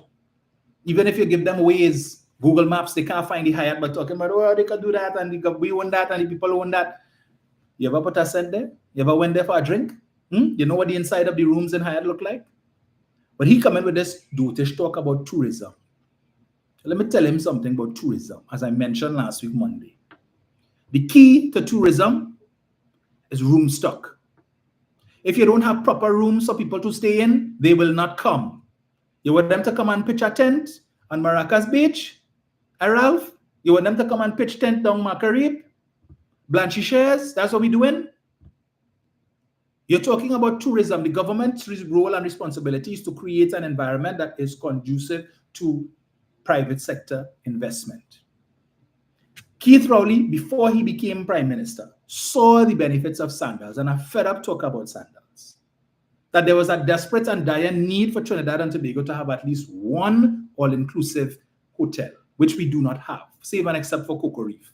It's a private hotel, but Coco Reef room stock is limited, right? And I've stayed there, and the hotel needs some work. I mean, the grounds is meticulously cared for, but the rooms itself, the hotel itself, it could really use some work, right? I mean, it's nice aesthetically, but it could use work. So outside of that, we do not have all-inclusive hotels here, which is what people want. And that is why Jamaica has been successful with their tourism product, because they have isolated Montego Bay for tourists. So it is fairly safe from the crime. But to get to Montego Bay from Kingston, which is about a 2.5 to 3 hour drive, depending on. You have to drive on a toll road. Yes, you have to stop and pay to use the highway to get from Kingston to Montego Bay. We don't have toll road here. And if the government try to do that, they will want to lynch them. But you won't talk about it. He wouldn't talk about that at all. That's not what I'm going to say. So, Sanders, they killed Sanders. They come with the propaganda machinery again and come to tell you the government going and spend $8 billion for the Sanders resort, and taxpayers had to pay that, and they're going and give Sanders all type of tax concessions and this and that, and what Sanders going to benefit and what Sanders going to benefit. That's what they did, right? And citizens bought into that nonsense. Gordon Butch Stewart get fed up and he said Trinidad and Tobago is far too political. I gone. Right? I don't need you all tarnishing my brand. We could go to some other island where they're more accommodating and we will set up shop. To hell with all you. And he gone. Right? He's now a blessed memory. But we had people telling us, don't worry, Sanders all could leave now, but when we get into office, we'll call you back. They got into office. Is Sanders back? No, they're not. But he talking about tourism. How? How, Ralph? In the absence of room stock. I told you all about, so let me give you this example. So you all know last week, right? Week before. Time real flies. When I went to Tobago for the 2 days. And the reason I went to Tobago, because I told you all that I sit on the board of an association that, a regional association. And every year, the association has its annual general meeting and congress in a different Caribbean island, right? So each member state of this body, this organization, gets to host the AGM and this congress in their island. So it's an opportunity for them, for the association to make some money and whatnot. And it exposes the membership, the over 3,000 members, to what the different islands have to offer, right? And Trinidad and Tobago has to host in 2026. And so the two options we had is Hyatt. If we're having it in Trinidad, it's Hyatt. And if we do it in Tobago, it's the Magdalena. So we went to Tobago to check out the Magdalena. So the first challenge we have with Magdalena is that they could only accommodate a certain number of people, right? So we are targeting about maybe 450, 500 people. Could be more. The Magdalena at best could hold with a push and certain little tweaking, 270 to 300 people. So already that poses a challenge for us, right? Because it means if we go into Tobago, we would have to use the Magdalena and some other hotel. That something similar to that happened in 2009 when Trinidad and Tobago hosted the event here in Tobago, and we had persons staying at different hotels. The challenge with that is when you have everybody paying the same amount of money and the accommodations, the quality of accommodations is different, you get complaints. Because the person who's staying at the nice hotel complaining, well, wouldn't complain, but they have colleague staying in a hotel that is not as nice as the one that they're staying in, but they're paying the same price. And then they vex and they chops in. So how come I didn't get to stay in this hotel? And I pay the same amount of money. And I in this hotel. And so we went to Magdalena to check it out. So I told you all the issue of one, ability to numbers. And so next morning we wake up, go to the bathroom, turn on the shower, no water.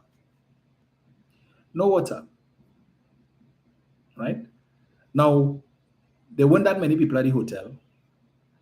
We were the three of us were the only locals, and everybody else was from the UK, right?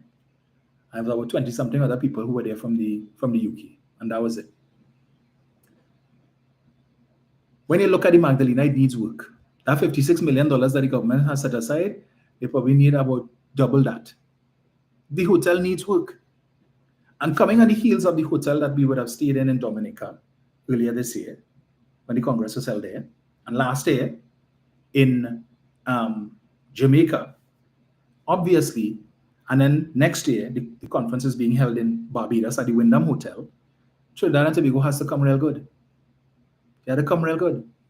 But the challenge you face is, if you do it in Trinidad, and you charge everybody the same price, the Trinidadians will most likely not show up because they're not going to pay that money to stay at the Hyatt. Because they could go to Hyatt anytime. So they'll say, give me a day pass. I live in Woodbrook. I live in Diego Martin. I'm going to spend a certain money to participate, which is obviously going to affect the financial outcome. So Rockley Bay the Marriott that they want to build, that is being proposed, that the Tobagonians, certain Tobagonians, fighting.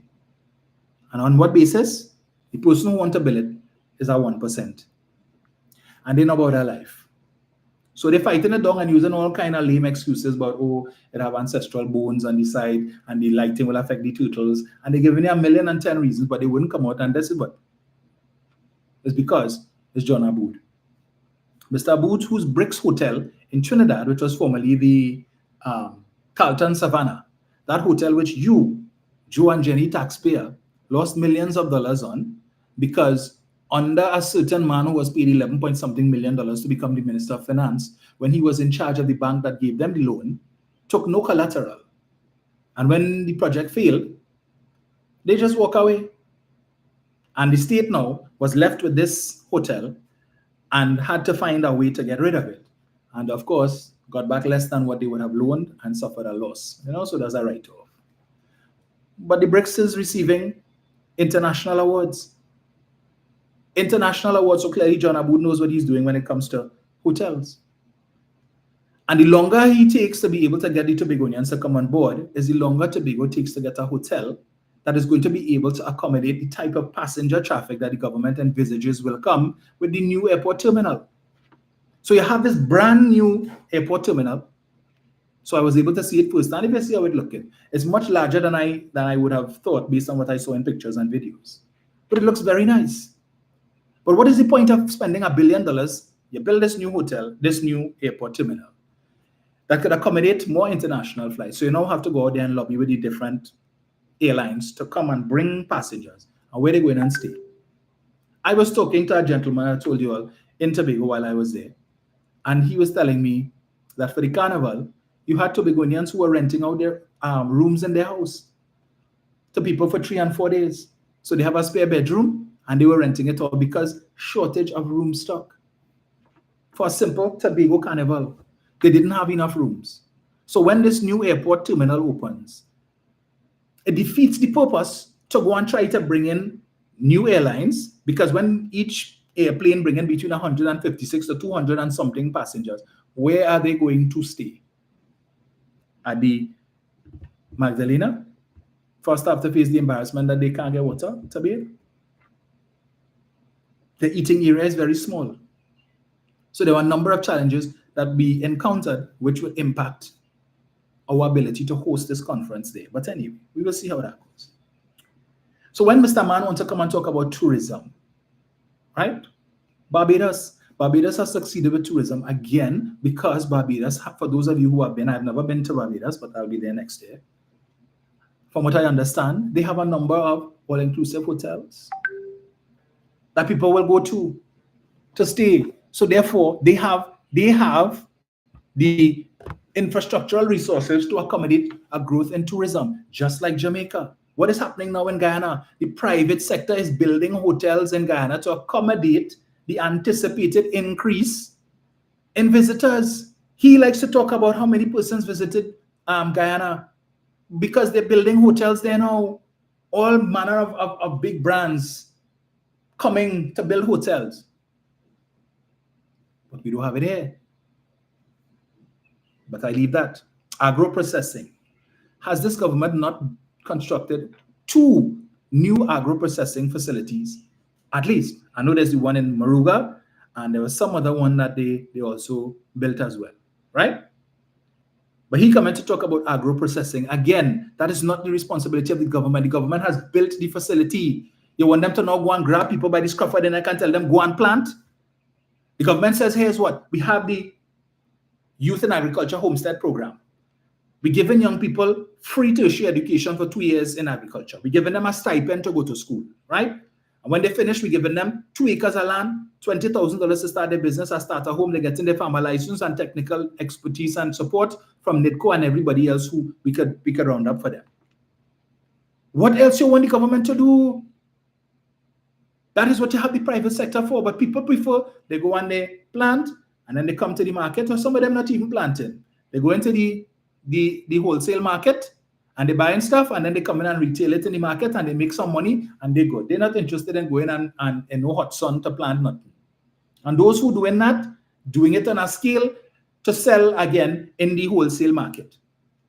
When he come in to talk about agro-processing, that is good. But that is not the responsibility of the government. We go again. The creative industries. Where's the creative industries? How does he propose for the government to diversify the economy? Private sector. Creative industries, all these little plays that we see taking place in Central Bank Auditorium and the Queen's Hall and so on, and you have to pay your money to go. That is very good.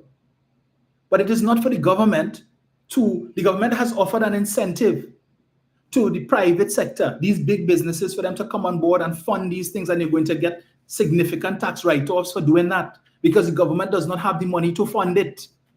All these things that he's talking about here, where does he expect the government to get the money from? You just admitted the government is borrowing money to maintain the existing lifestyle. So where you want them to get the money from to develop all of these sectors? That is where the private sector comes in, private capital that's sitting down in the bank and nothing is happening.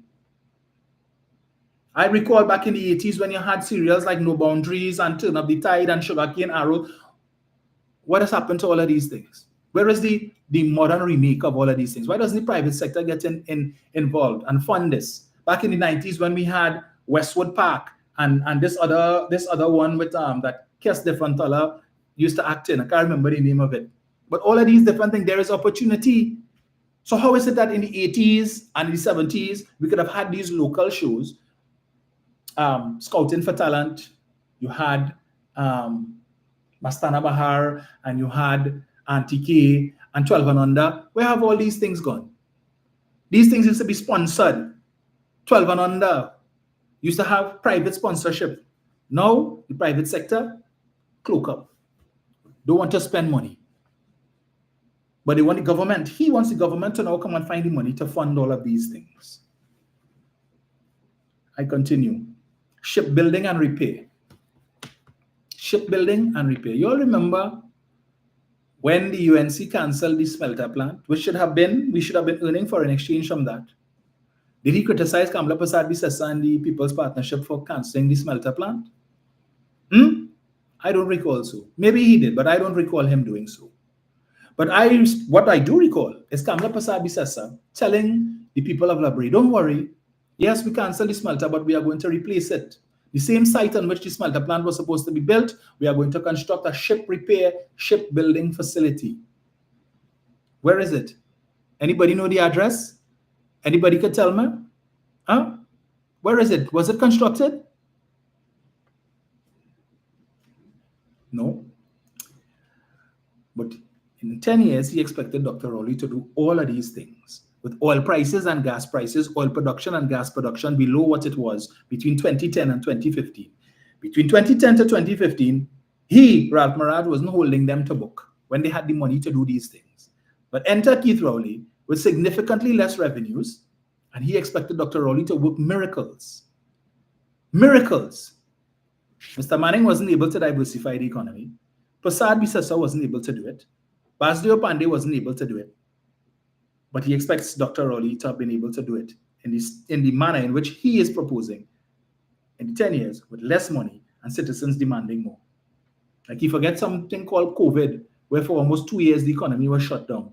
That affected government's revenues, taxes, the generous concessions. Aside from the fall in oil and gas prices and oil and gas production, we must never forget all of the generous tax concessions that the UNC gave to the energy companies that deprived the government of much needed revenue to do these same things that he's talking about here.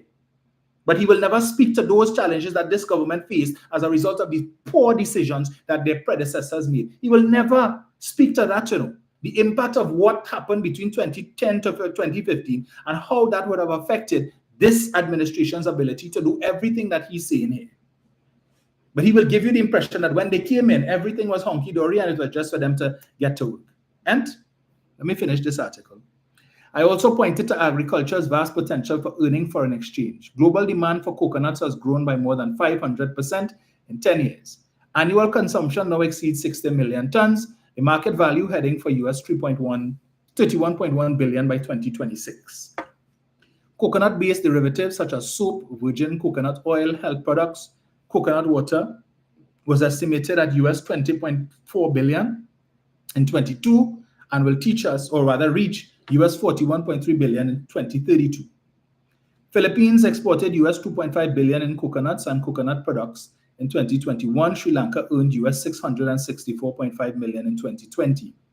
Island nations like Vanuatu, Fiji, Samoa, Kiribati, Solomon Islands, Jamaica, and the Dominican Republic also earn significant foreign exchange. What do we earn?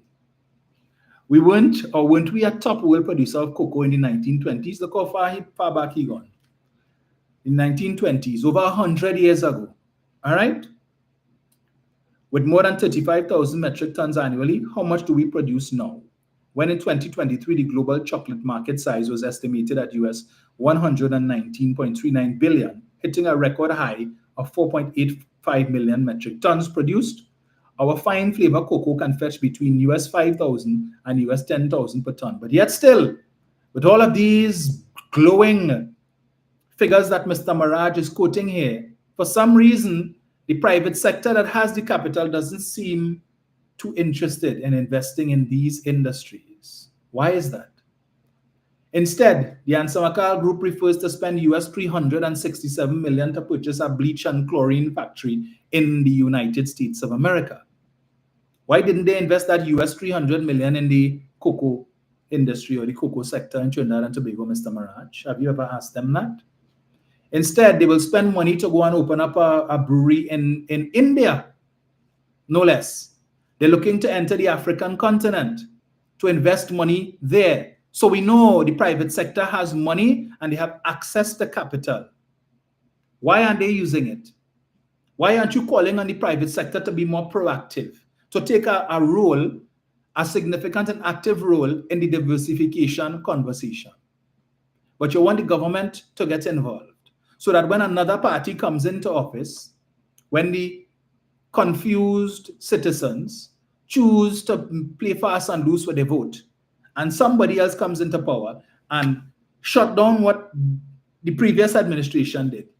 So the government should have taken precious money and spend it in these things for the UNC to come in and do what they did in 2010, shut down the smelter plant, shut down the mega farms, shut down basically everything, right? That the previous administration would have done. Even when they commission reports that tells them it is good, it is a good investment, keep it.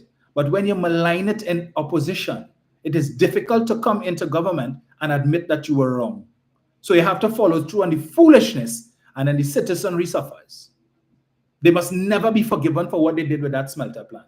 We should have had, they complaining about the amount of cars coming into the country and how that eating up Forex. We were supposed to have a rapid rail here. We should have had that so that we would have had a reliable train system, so that people didn't need to go and buy all these set of cars and be caught up in traffic for how many hours? Because they gotta hop on the train, right? Take the train. If they go in Port of Spain, they go in Sangre Grande, they go in Chaguanas, they go in San Fernando, wherever it is, because all these are routes that the rapid rail was supposed to travel. Persons would have had confidence. They would much rather if they could just hop on a train for $10 or $15 or whatever it is, instead of going to buy a vehicle and using up the Forex. But they didn't want that. They come to tell us they spent 500 million in a feasibility study and the rapid rail and that's going to cost too much money. Kill that. Mr. Manning wanted to establish the executive jet service up at the Piaco airport, where the government was going to purchase jets, a jet or maybe two, so that if it is that it's not being used locally, it would have been by the state, it would have been made available for use by company executives when they have to make their trips, whether it be regionally or otherwise.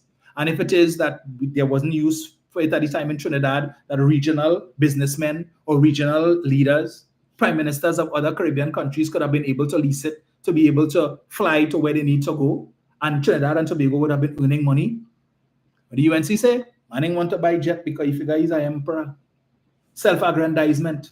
He always using Guardian Life jet and he get to like it, so he want one for himself. Without that too died. All of these efforts, but he will never attribute that to the UNC, who had the money when Mr. Manning wanted to do it. Vanity projects, everything was vanity projects. Even some of the soft-fed PNM people who voted for the People's Partnership in 2010 took that chain up. Today we have no rapid rail, no executive jet service, none of these things, no smelter plant, no mega farms, without all of that. But blame Keith Rowley for the lack of diversification. Because if these things had been allowed to happen under Mr. Manning, they would have been running for the last 10 years, the last 15 years, right? And we'd have been making money from it since then. And the country's foreign reserves would have been much better. And the country's Heritage and Stabilization Fund would have been much better because we would have been earning the income since then. But you excuse them and forgive them when they came in 2010 and shut down every blasted thing. And today, you're coming to complain and blame Keith Rowley. Miss me with your bullspit, Ralph Mirage. He goes on to say, there's also staggering growth in hot peppers with total global exports US $5.13 billion in 2022. What is stopping the private farmers from doing it, from planting peppers? I played for you all and we shared on I think it might have been earlier this year or late last year, a video of a retired police officer who took her retirement money and went and buy land somewhere up in Kaiwal, is the name of the place, to plant pimento peppers. We played that. She's not government. She said that she was going into retirement and she wanted to just have something to do to occupy herself in her retirement years. Went and buy this land, plant pimento peppers, which was just supposed to be a hobby, something to do to keep her occupied. And the amount of pimento peppers that she was getting, she gave it to friends, to family members, and there was still so much that she decided that she wanted to find a way to preserve it. So she put it into the fridge, but that wasn't working. And then somebody suggested to her that she should dehydrate it and eventually turn it into flakes and powdered substances or whatever it is. Today, she is running a successful business. A successful business where her products are available not only locally, but internationally as well. The government tell her to do that? She needed for the government to come and tell her that? Did the government give her money to do that? No. She used her retirement money after serving her 33 1/3, her gratuity money and probably whatever she saved, and she took that decision. What is preventing anybody else from doing the same thing? But government, everything for he is government, and the government supposed to do it. I continue. World production of mangoes exceeds 50.6 million tons annually, with demand growing in the US and Europe, where there has also been a demand explosion for avocados, green gold, the global market reaching US 14.85 billion in 2022. Well, I guess all this research that he decided to do after that little exchange between him and Darian, right? So he write this article. So if Darian decides to come tomorrow to discuss it, he could say, well, you asked, so I give you the answer. The guava industry reached 55 million tons in 2019. India, China, Brazil, Mexico, and others export guava puree and concentrate for the food and beverages industry. And aquaculture grew by 500% in the last 10 years and was valued at US 244 billion in 2023, heading to US 360 billion by 2032, and will provide 2/3 of global fish consumption by then. Such vast opportunities for national wealth wasted by our two fossil fuel devotees, Rowley and Ember, the Diego Martin dinosaurs, and they should be ashamed and should stop talking rubbish. Yet still, with all of these industries and all these statistics that Mr. Mirage is quoting, for some reason, the private sector, with all these hundreds of millions and billions of dollars to invest, have not seen it fit to invest in any of these industries or opportunities that he tells us is so lucrative. Again, Massey, what is Massey doing? Massey went and buy grocery in the United States. Again, call out Ansa Makal. You think all these statistics and figures here, Ansa Makal interested in that? Why did you go and buy a piece of land and plant these things? I just asking Mr. Mirage that. All these people who have land and only want to invest and only want to grow pepper and lettuce and tomatoes and chive and celery and crops of that nature. Why they not investing in that? And Marshall Montano went to the cocoa business and the chocolate business. Where's the rest of the private sector to get involved in all of that? Where are they? But the government must do that. And where the money coming from, Ralph? Where do you propose? So you're against them borrowing, but you're advocating that they should go and borrow to invest in all of these industries, Ralph? Where they get any workers? Where you want Dr. Rowley every morning to go on the farm? But at least the government is making strides. They're making efforts. They're creating new farmers. 200 every year between the ages of 18 to 35. The young people. The government has made agriculture sexy again for the young people. All right? And therefore, we could look forward to in the future. Maybe some of them might come together, but at least the government has created a platform where these young people could come together, and if they want to plant peppers, they could do that. If they want to plant avocado, they could do that. But of course, we know avocados will take our time. If they want to plant pawpaw, they could do whatever it is. Whatever it is, the opportunities are there. But you know what? Maybe if we had a hotel like Sandals so that they could provide stuff for the hotel, but we don't have that. Sandals and Beaches, which would have provided us with 750 rooms. And when you're talking single room, double room, and maybe even triple accommodation, looking at maybe 15 to 1,800 people that you could accommodate in one hotel facility. Trinidad and Tobago doesn't have a Montego Bay. All right? We don't even have the room stock like Barbados and what Guyana is getting. I would also remind Ralph that when you want to talk about foreign reserves, our foreign reserve stands at just over 5 billion. Guyana with 650,000 barrels of oil per day being sold. Their foreign reserves is less than $1 billion US. And their government continues to draw down on their version of the Heritage and Stabilization Fund, Ralph. So when you want to praise, you see you could fool the uninitiated and the ignorant with that. You ain't fooling me. You're not fooling me with that. So you and Mariano and the rest all you could rock so with that. Okay? Because this thing Mariano talking about that if it is you devalue the dollar, it's not going to have much of an impact because the businesses are already pricing their goods at black market prices, what they paying for it on the black market. But yet still nobody could tell me where the black market getting the US from. Where they getting it? Where? If they're not getting it from the banks, where they getting it from? They're making it, they're printing it? How? Nobody talking about that, so. But if it is, I am not an economist like Mariano is, I think, whoever it is. But I would say to him that while his view is that if you devalue the dollar, then what is going to happen is that you bring the legal rate or the established rate in line with the black market rate. So therefore, you're not going to have a devaluation because the businesses will be paying the same rate on the black market that they would be getting in the banks. And since they're already pricing their goods at the black market rate, then the prices would remain stable. But then all that is going to happen is that the black market will simply increase their rate. That's all. Because devaluing is supposed to treat with demand. It doesn't affect supply. So if you devalue the TT dollar, the amount of US that coming into the country doesn't change. What it would simply mean is that the US will now become more expensive and persons would be able to buy less. And if they have access to less US, then it's less things that they could demand. But when we're talking about the food import bill going from 5 billion to 7.3 billion, how did that happen?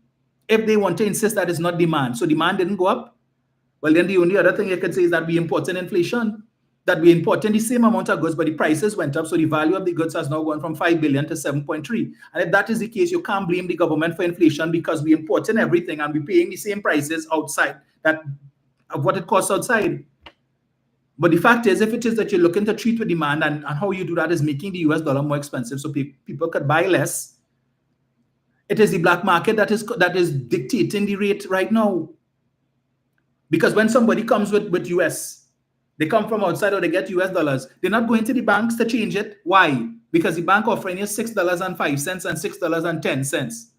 And you go to the bank, you stand up in the line, you go to the cashier, you have 100 US, you hand them flour, what that change? They give you $610. And then as soon as you move from the counter, the person next to who was behind you now come to buy back that same 100 US. And they get it at $6.79, right? And the bank makes a spread of 69 cents per dollar. So the bank makes $690, right? On your head. $690 the bank make just by being a middleman between you who was standing at the top of the line and the person behind you. So people say, you know what, let me cut out the middleman. And the spread that the bank making, let me make it. So when people calling me, hey, you know anybody who are US to buy oil? And I say, yeah, the bank. It's like, oh gosh, now the bank is $6.10. I know what I'm looking for $7.50, but I will take $7.25.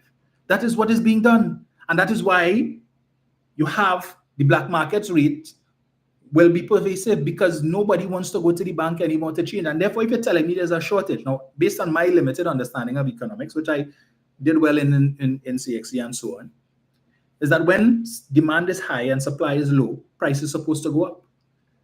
But why isn't the price that the bank's offering going up? Why is that price stagnant no matter how dire the shortage is? So the banks now are creating a situation nobody wants to bring the US to the bank, so there's a shortage. When I could call a friend and find out, hey, anybody want US to buy? Yeah. Or as we saw on CNC3 the other night, just go on Charlotte Street. Go in any one of them Chinese store. Or go in any of those clothes store on Frederick Street, Henry Street. All of them have up sign buy in US. You know what's interesting? Let me get it here. That's all. Before I open the line, let me just touch on this. Is it this newspapers I saw it in my? Shucks, I forget I was supposed to touch on that story. We will talk that. We will talk that on Tuesday. God's willing. Let me get it here. Page 9 of today's Express. For those of you who haven't seen, CBTT, Central Bank of Trinidad and Tobago, informal forex trade breaks the law. Selling to relatives not authorized. So you know what that means?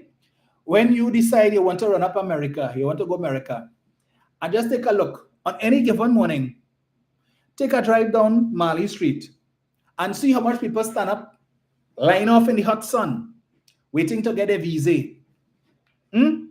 All of them who want to travel, when they travel, what are they spending? What are they spending when they go abroad? Not US? So all these people who never had visa before and getting visa, and isn't that putting pressure on the supply by increasing demand? But we ain't talking that talk. But here it is, the central bank is telling you, you see when somebody calls and say, anybody who are US to buy, it is against the law. You could get a charge. Look at it. You see it? CBTT, central bank telling you that is illegal. But the bank's not making it easy for people to come because your relatives don't have a license to buy and sell US. So go in the bank and take 610. Nobody has to know when you make your transaction. Nobody has to know. No, let me leave that there.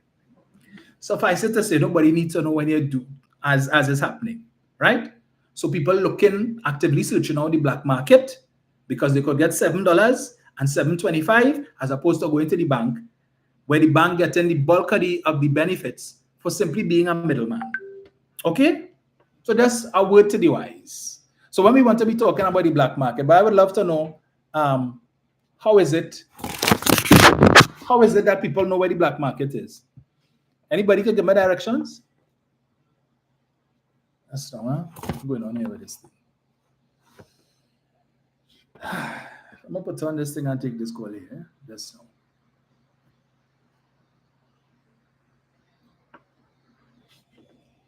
So, folks, let's let me see what's going on here with this thing. Right. Let me take this call here. It's already 106. Will you tell you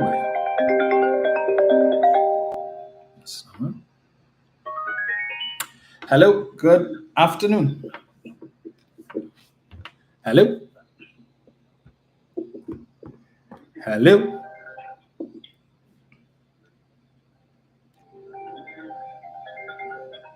Hello. Hello? Yes, sir. Hello? Yes. Am I on? Yes, you are. Very good, very good. There's a couple points I have to make. I was very happy that you made mention of the runoff bill that UNC implemented in this country a few weeks ago. Actually, the company came with it 11 years ago. It was 2013. See?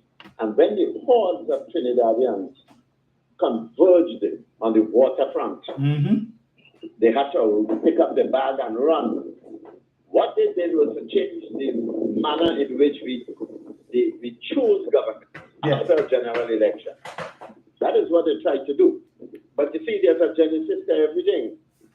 What do you think made the UNC decide to go down that road? Why do you think so? You see, hello? Yes, sir. Yes, you see, in 2011, they refused to extradite Galbaransing and Ferguson. 1 year later, it was concretized by Bissetta in her refusal, not just to extradite them, but to kill all the charges against these men via Section 34. That is what she did. And it caused such a big furor and a big stink in this country. We have about 20-something thousand people converge on Woodford Square and march through Port of Spain up the President's house. It drove the fear of God into Kamla. And she then realized that she could have lost the election in 2015. And that is what generated this impulse to come with a different pattern to change the government after an election. That is what she come with the runoff thing, similar to Guyana, proportional representation, rather than first past the post. And what she did, listen to this egregious thing. Yeah, what she did. She assembled a committee chaired by Hamid Ghani, who in his report to the parliament and to the country said that it was by unanimous agreement that the committee decided that we would go along with the runoff bill. We would approve it. Well, he didn't even bargain for the honestness he was raising, because outside it, among the crowd outside the waterfront, was a member of the committee, Merle Hodge, who was interviewed by the press right there outside the parliament by the waterfront. And she said, those of us who were there, and I was there, and we heard her say, the committee never agreed to any unanimous thing about changing the form and the pattern of an election in Trinidad and Tobago. There was no unanimity of agreement. She said so. And she said, I was there, and we did not agree on anything like that. Yes, Ghani reported to his government, the Kamla's government, that there was unanimous agreement that we should go the way of the runoff bill. Well, when they realized the furor, the ants nest that created, they backtracked on that immediately. And that is what rescued this country from the whims of the UNC in 2015. That is what caused her to come up with this runoff bill. 2011, no extradition. 2013, Section 34, no charges against Galbaransing and Ferguson and those people. That is why she came up with this harebrained scheme of runoff. Because through the legitimate process, she would have lost the election, as eventually happened in 2015. As far as Admiral is concerned, for me, the left said it best. I would prefer to say very little about inebriation. I will leave it at that for the time being. Just the second point very quickly. Yes. Nobody. Why is it that everybody, in the newspapers, the editors, the reporters, everybody is focusing on Dr. Rowley's picture and the possible emolument for him? Why only Dr. Rowley alone? Why haven't they told us about the fact that Bissetta will be moving from $29,000 to upwards of $50,000 monthly? Upwards of $50,000. Why have they not told us about that? You see, this takes me now to you now and these lecturers.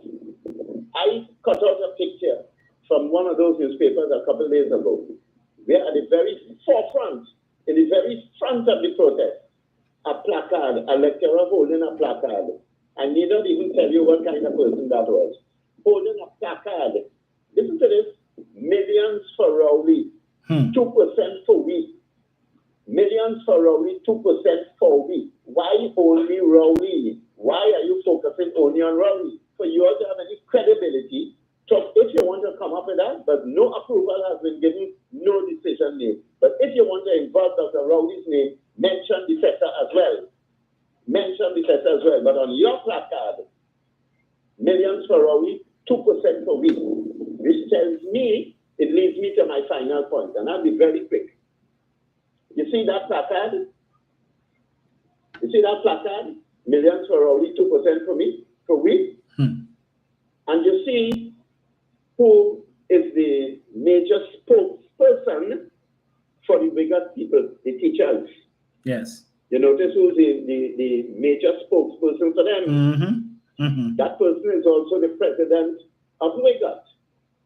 This person also writes articles in the papers, high in praise of Kamala Prasad Bissetta. Every time she writes a column, it's an open, outward praise for Kamala Prasad Bissetta. How wonderful and how visionary she was. And what a lovely recommendation it would make for her to return as Prime Minister. And in closing, this same president of Wigot, I don't know if you remember Mr. Romain.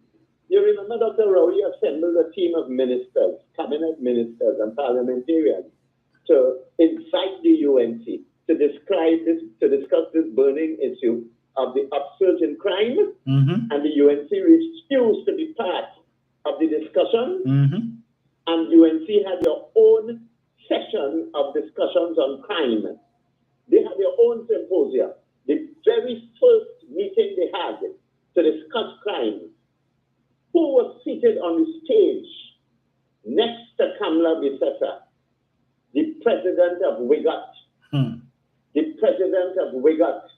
She spoke as spokesperson for the university teachers. The president of Wigot. What does that tell me? What does that tell you? Where does that tell you about her leanings? Where does that tell you about overtness of preferences politically?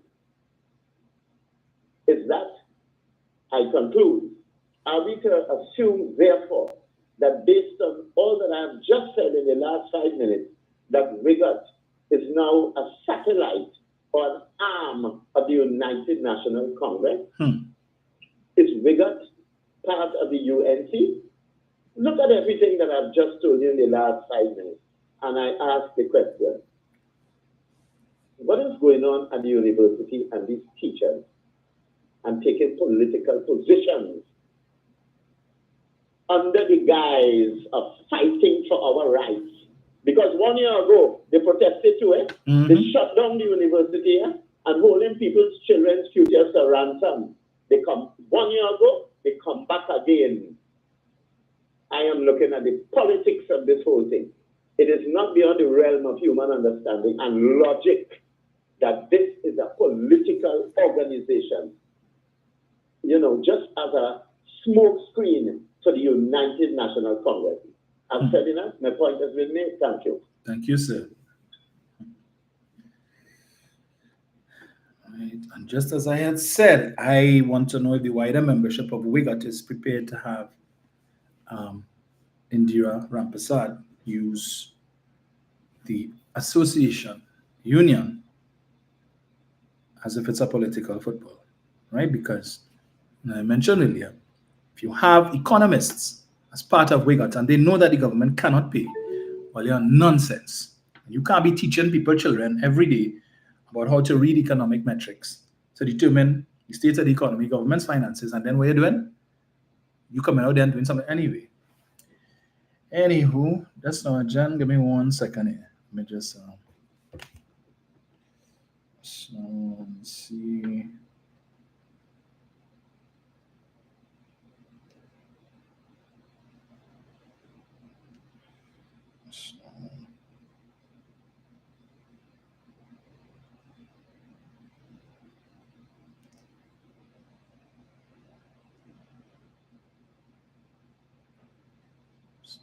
Just get this here.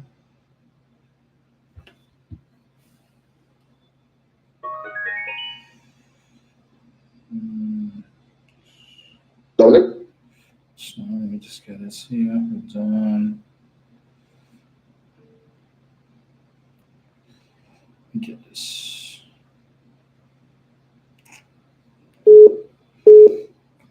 It's just hold on. Just Jenny. Hi, Dominic. Morning. Hi, good afternoon, Dominic. Good afternoon to all those who tune in to Facts and things. You know, they say repetition is the best teacher because I saw people See, the conversation is still about the SRC, and the unions are using that as a red flag to incite people. And again, I'll keep saying, I don't have a problem with workers standing up for their rights or protesting for their rights. Mm-hmm. But my problem does be with the union leaders or those who lead in them, who continue to use the emotion for their own political agenda and personal agenda. So this conversation with the SRC has gathered the conversation as to the increases for Dr. Keith Christopher Rowley. And what they're not telling people, deliberately not telling them, the increase in salary that the SRC recommended is for 235 government entities that have about 900 senior public officers. And that will also include all politicians, including the opposition leader, all our members of parliament, senators, both on government side, both on the opposition side, and MPs also on government and opposition side. Right? 2013, when the SRT recommended increases in salary, Kamala Prasad was in office. She and her government didn't refuse it. So everybody got it, the whole 900, including these senior public officers, which will be Auditor General, Chief Justice, and Judge in Judiciary. You have people, senior officers from the Ministry, Permanent Secretary, Deputy Permanent Secretary, people from the THA, people from Council of Excise, and I can go on and on. So it's not Dr. Rowley alone. And then again, the operators as if Dr. Rowley is who appointed the SRC. The SRC is a creature of the Constitution, and it is the president who appoints on consultation with not only the government in office, but the opposition. So this is not a Rowley choose them, or the president alone choose them, or Kamala and them choose them. Whoever's in office at the time, opposition and government, and the president will have choose them. Now let me juxtapose that note to the public service. The public service has about 80,000, 70,000 public officers.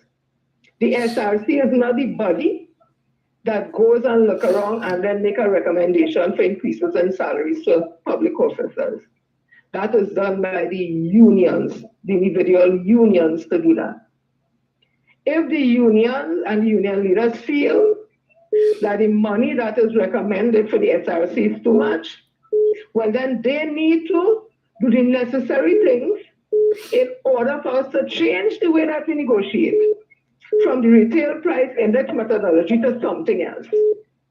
But that is all we have now. And why we have it now, because there has not been extensive evaluation on the classification of the public service. So let me put the two things together. If you were to pay increases in salaries to 900 senior public officers and to keep it up as a recurring expenditure, it is easier that we will be able to get it. But when you look at the public service, that is about 80,000 strong. The kind of increases sometimes the unions are asking for, you have to remember that it's a recurring expenditure, meaning it's every month the government or the country has to look for that.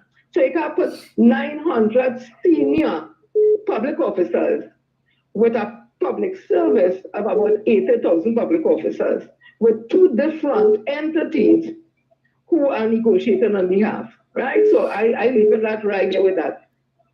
With regards to what's happening at UE, I go back to my point again. I have no problem with workers standing up for what they feel is in their interest with regards to benefits and rights. However, my issue will always be those who lead in these workers. Because the person who is leading that march there in UE, when you read the article that was written, she said it was a success. But when you read in it, the journalists and they went to different departments in UE where staff was out and working. But she is saying it was a total success. It can't be a success, a whole total blackout, when there are different departments where people came out to work as usual. But I want to tell you what is so disingenuous, those leaders. Why she didn't choose the time when the semester was in full swing? They chose to do it when semester has ended and now it's exams really. There's not much classes being taught. So she cannot say it has been a success if you're having a blackout in a period in UE where there's not a big turnout anywhere of students or lecturers because this is the end of the semester. To judge whether or not this was a success, you have had to have it during the peak time of classes going on. Then you would have known it as a success, but I want to paint a picture. And we have to continue, even in the face of the one or two talking about a foolishness, to keep speaking the truth, because I'll tell you what, it will get through. We can't win everybody. That's impossible. You can't win everybody in everything. But at least you'll be able to get people to think. Like the one who spoke this morning, she's speaking from a clearly emotional, lack of emotional intelligence. And I'm not meaning that she's stupid. I'm meaning she's not exercising critical thinking. Because we can't be bent over and catch on the backside, and people are lining up eagerly to pay the property tax.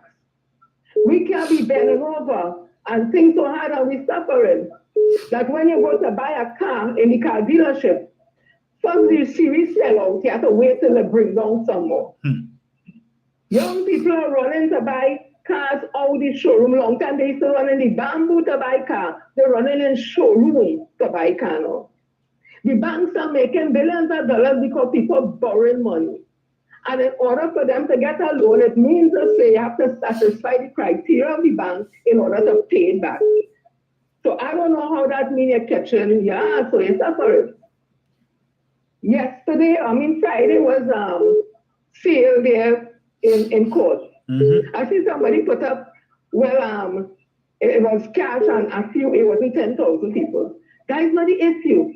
If you're saying all of we suffering in Trinidad and Tobago, whether it has sale or not, they shouldn't have money to go to buy nothing. People were lined up there since it was dark. Correct. To get courts open for 6 o'clock. So they had money.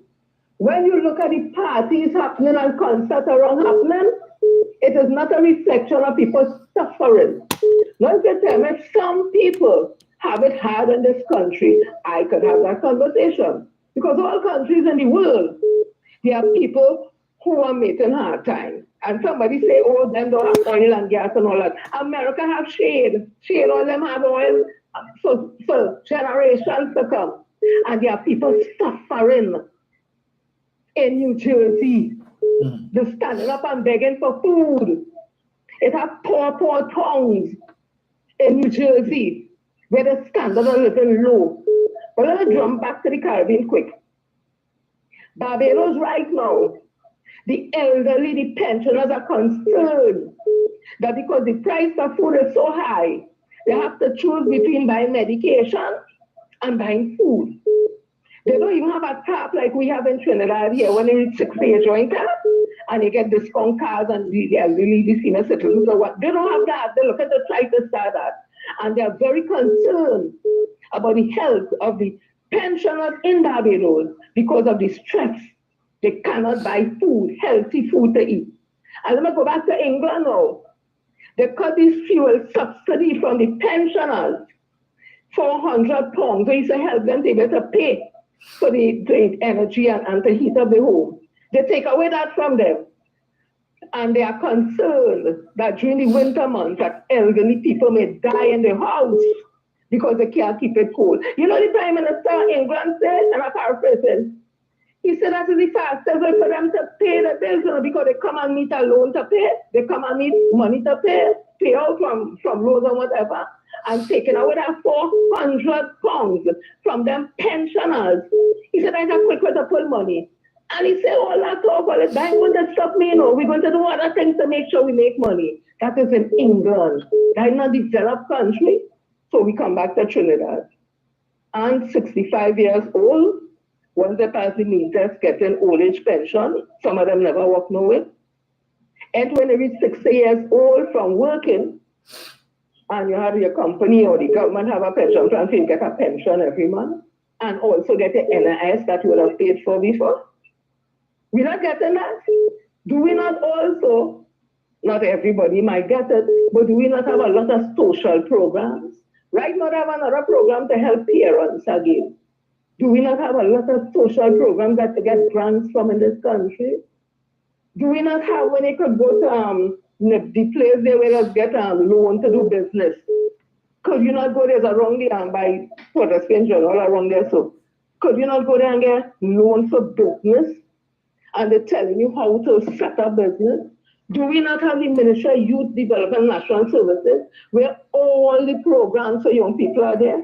That you're getting a stipend to it? Not the last one they had there that it came to fruition was the Homestead program. Study for 2 years, 1 year full-time in UTP, doing the theoretical part of farming, and another year on the land. When they finished successfully, didn't they just get the 2 acres of land and they start a house and $20,000?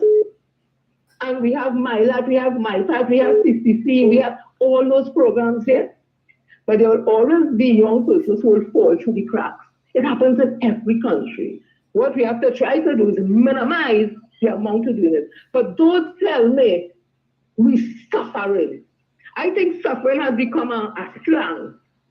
It means really things nice, things good. So you know, I call somebody, don't make what's going on, but I really suffer in the years, and I know they mean things nice, things good.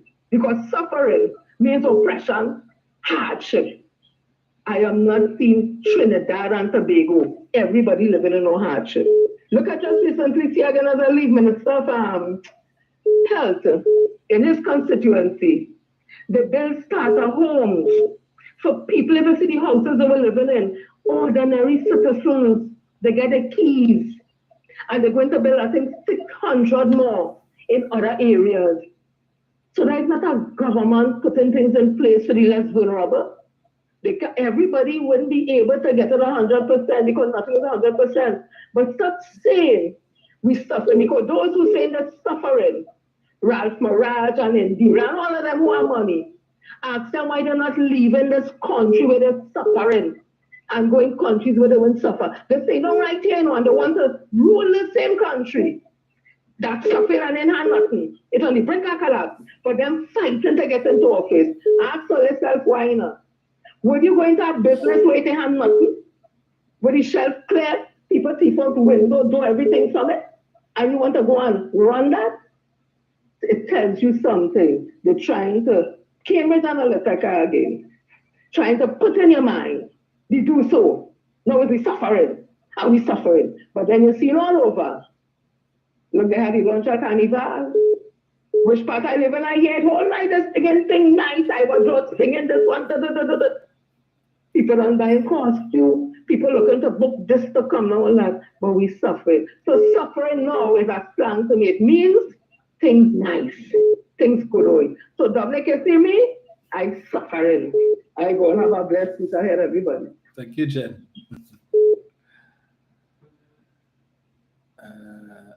Hello, good afternoon. Good afternoon. How are you, my darling? I am good. You know, I'm wondering something. The TNM said no to the ridiculous salary. What are they done to do? Listen, audience would change the dictator or would accept it? Because they wanted to know. They want their money, eh? Of course. But the arrogance in them won't allow it.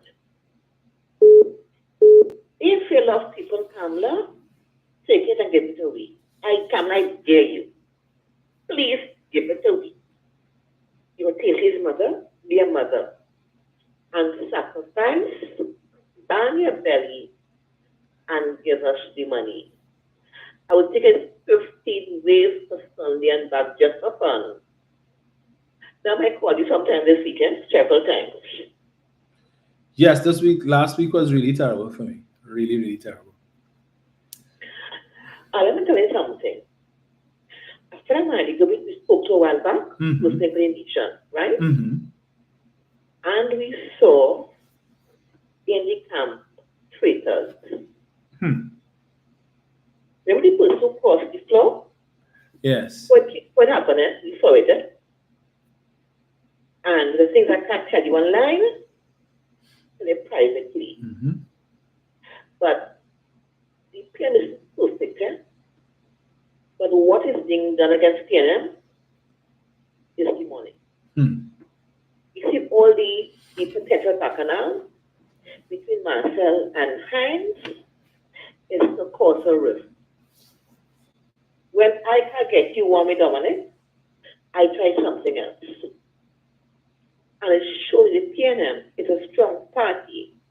I can't get you in front of your face or go behind the back. Right? And the lady across the floor. If I love my nation, I cross no floor. It shows me that you were self. You want nation, you want party, it's all about you. And you expose your body in public. You're going back home, you're so sad, went back home. It is sad. Yes, one thing, we all must want. But think, if I get this, I think out of love, out of need, or out of my being genuine towards people, then help me. Honey, you would get to serve, not to be served. Your first love should be after God is your nation. They gave me nothing. What says about you? You really PNM? Or you went to fill your fees? Don't be blessed. When can I call you? See, boy, probably later on this afternoon. I have a report to do. Okay, all right, have a good afternoon. I'll play it by ear. All right.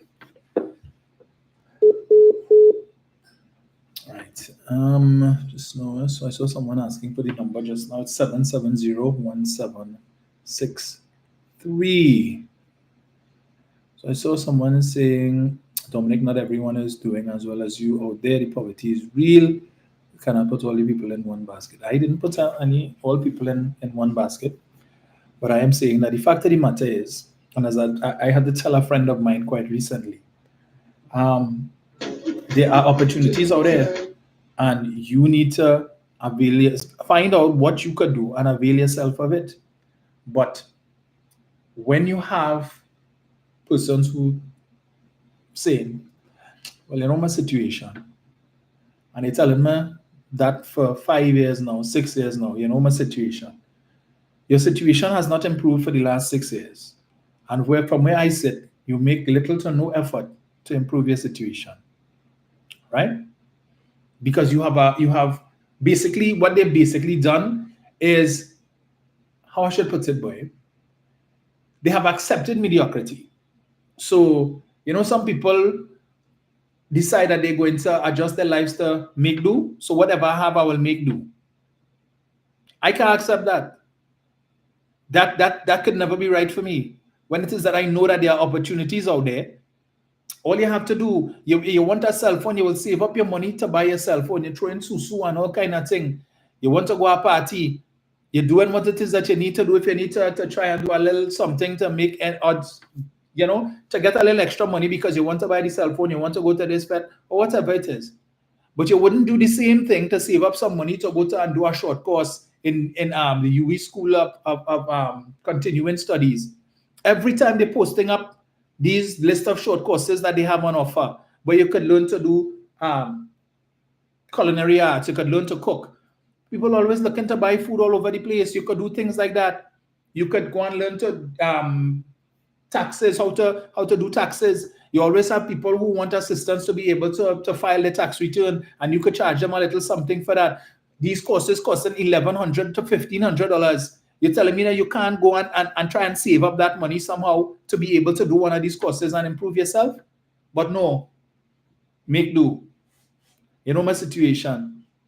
You're owing people, but they're supposed to be keep giving you a blight because they know your situation. If I see you making an effort to improve your situation, no problem. But when you're doing the same thing over and over and over, and I am pointing out to you how you could improve your situation, and every time you have an excuse as to why you can't do it, no, I don't understand your situation. But I'm not saying that there are not people out there who are struggling. And this is why I made the point. I've made the point on numerous occasions. Parents need to understand that the choices that you make will affect your children's lives. And you have a lot of people out there who are struggling because of bad decisions that their parents made. And that when it is that you choose to normalize poverty, right? And you have people saying, who love to say, well, my parents ain't leave nothing for me, and my parents work hard, and my parents this and that, and no. When it is that your child went bad in school, and you tell yourself you've done enough to try and fix the situation, so if he don't want to go to school, that's his business. And he drop out of school, and you're too happy because you don't have to find money to buy books, to buy uniform, to pay passage for him to go to school. And how it hang, it swing, where it fall, it tell. You do nothing. What do you expect? What you expect to happen to him? You need to go and learn a trade. You send him to go and learn a trade? You're paying for him to go and learn a trade? No. So then he home and he on the block all day and smoking weed, making nothing of his life, and then before you know it, he ends up in the wrong crowd. And he becomes a shooter. And then you're seeing him now on CCTV cameras running from the police or going inside people's establishment to rob them or to thief, breaking people's homes. Whose fault is that? Where did it go wrong? Because I'm sure if you backtrack, you will see where it went wrong and whose fault it was. But that's the problem. The government needs to start holding some parents responsible for their children and the actions of their children. When you choose to be irresponsible and cause an effect, when they hold your child for wrongdoing, they should put a charge on you too. And this thing, I'm like, well, I do my best and I didn't know what else to do. Miss me with that. If you used to cut his tail and let him know who in charge from early on, you wouldn't be in that situation, right? Too much all they want to be a child friend. That's the problem. So you go ahead and continue to be a child friend and tell them, you sit down home, and it's only a matter of time before I get the call that the police pick up with him. And it's only a matter of time before I have to bury him. So you're just waiting for that call only. So when it comes, yes, emotionally, it doesn't impact you because you've been waiting for it. And in fact, it probably take a little longer than you anticipated, but you were expecting it. So that is why that mother the other day, I always talk about that. When her son went by the neighbor's house and stole the neighbor's child's clothes, and the mother came home and realized what had happened when she heard, haul him backside to the police station and report him. I'd rather get a lawyer for him for petty theft than to have to find a lawyer for him for a murder charge. That's what some of you all need. But anyway, let me take this call here. That's no. 1 second.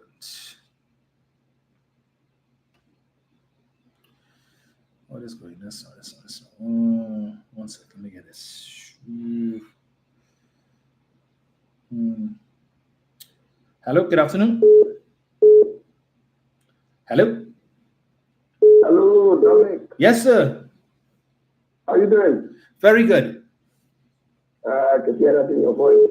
As usual, a very good discourse, very good conversation. Thank you. And I want to thank you for the commitment that you make on a regular basis to come and speak with the people of Trinidad and Tobago.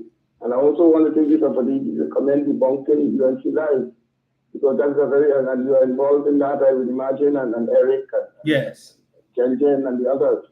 That is a very important tool on social media. And if I may say so myself, it is really giving social media a lot of power and doing a lot of work there and competing very favorably with all the mischief and all the disinformation that is being placed outside social media.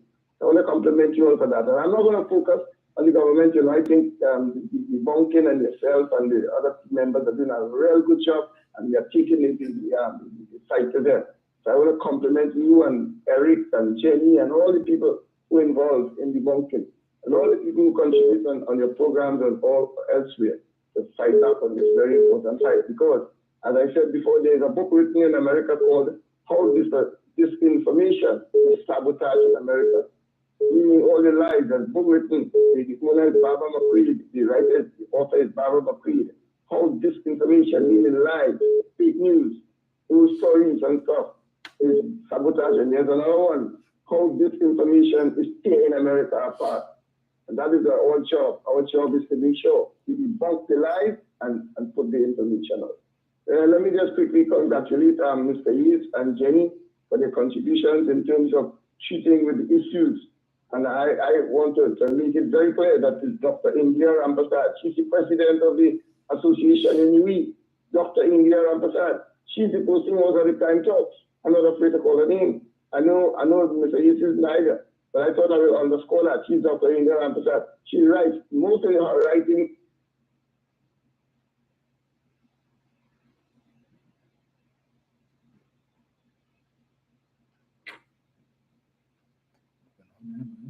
Mr. Chance?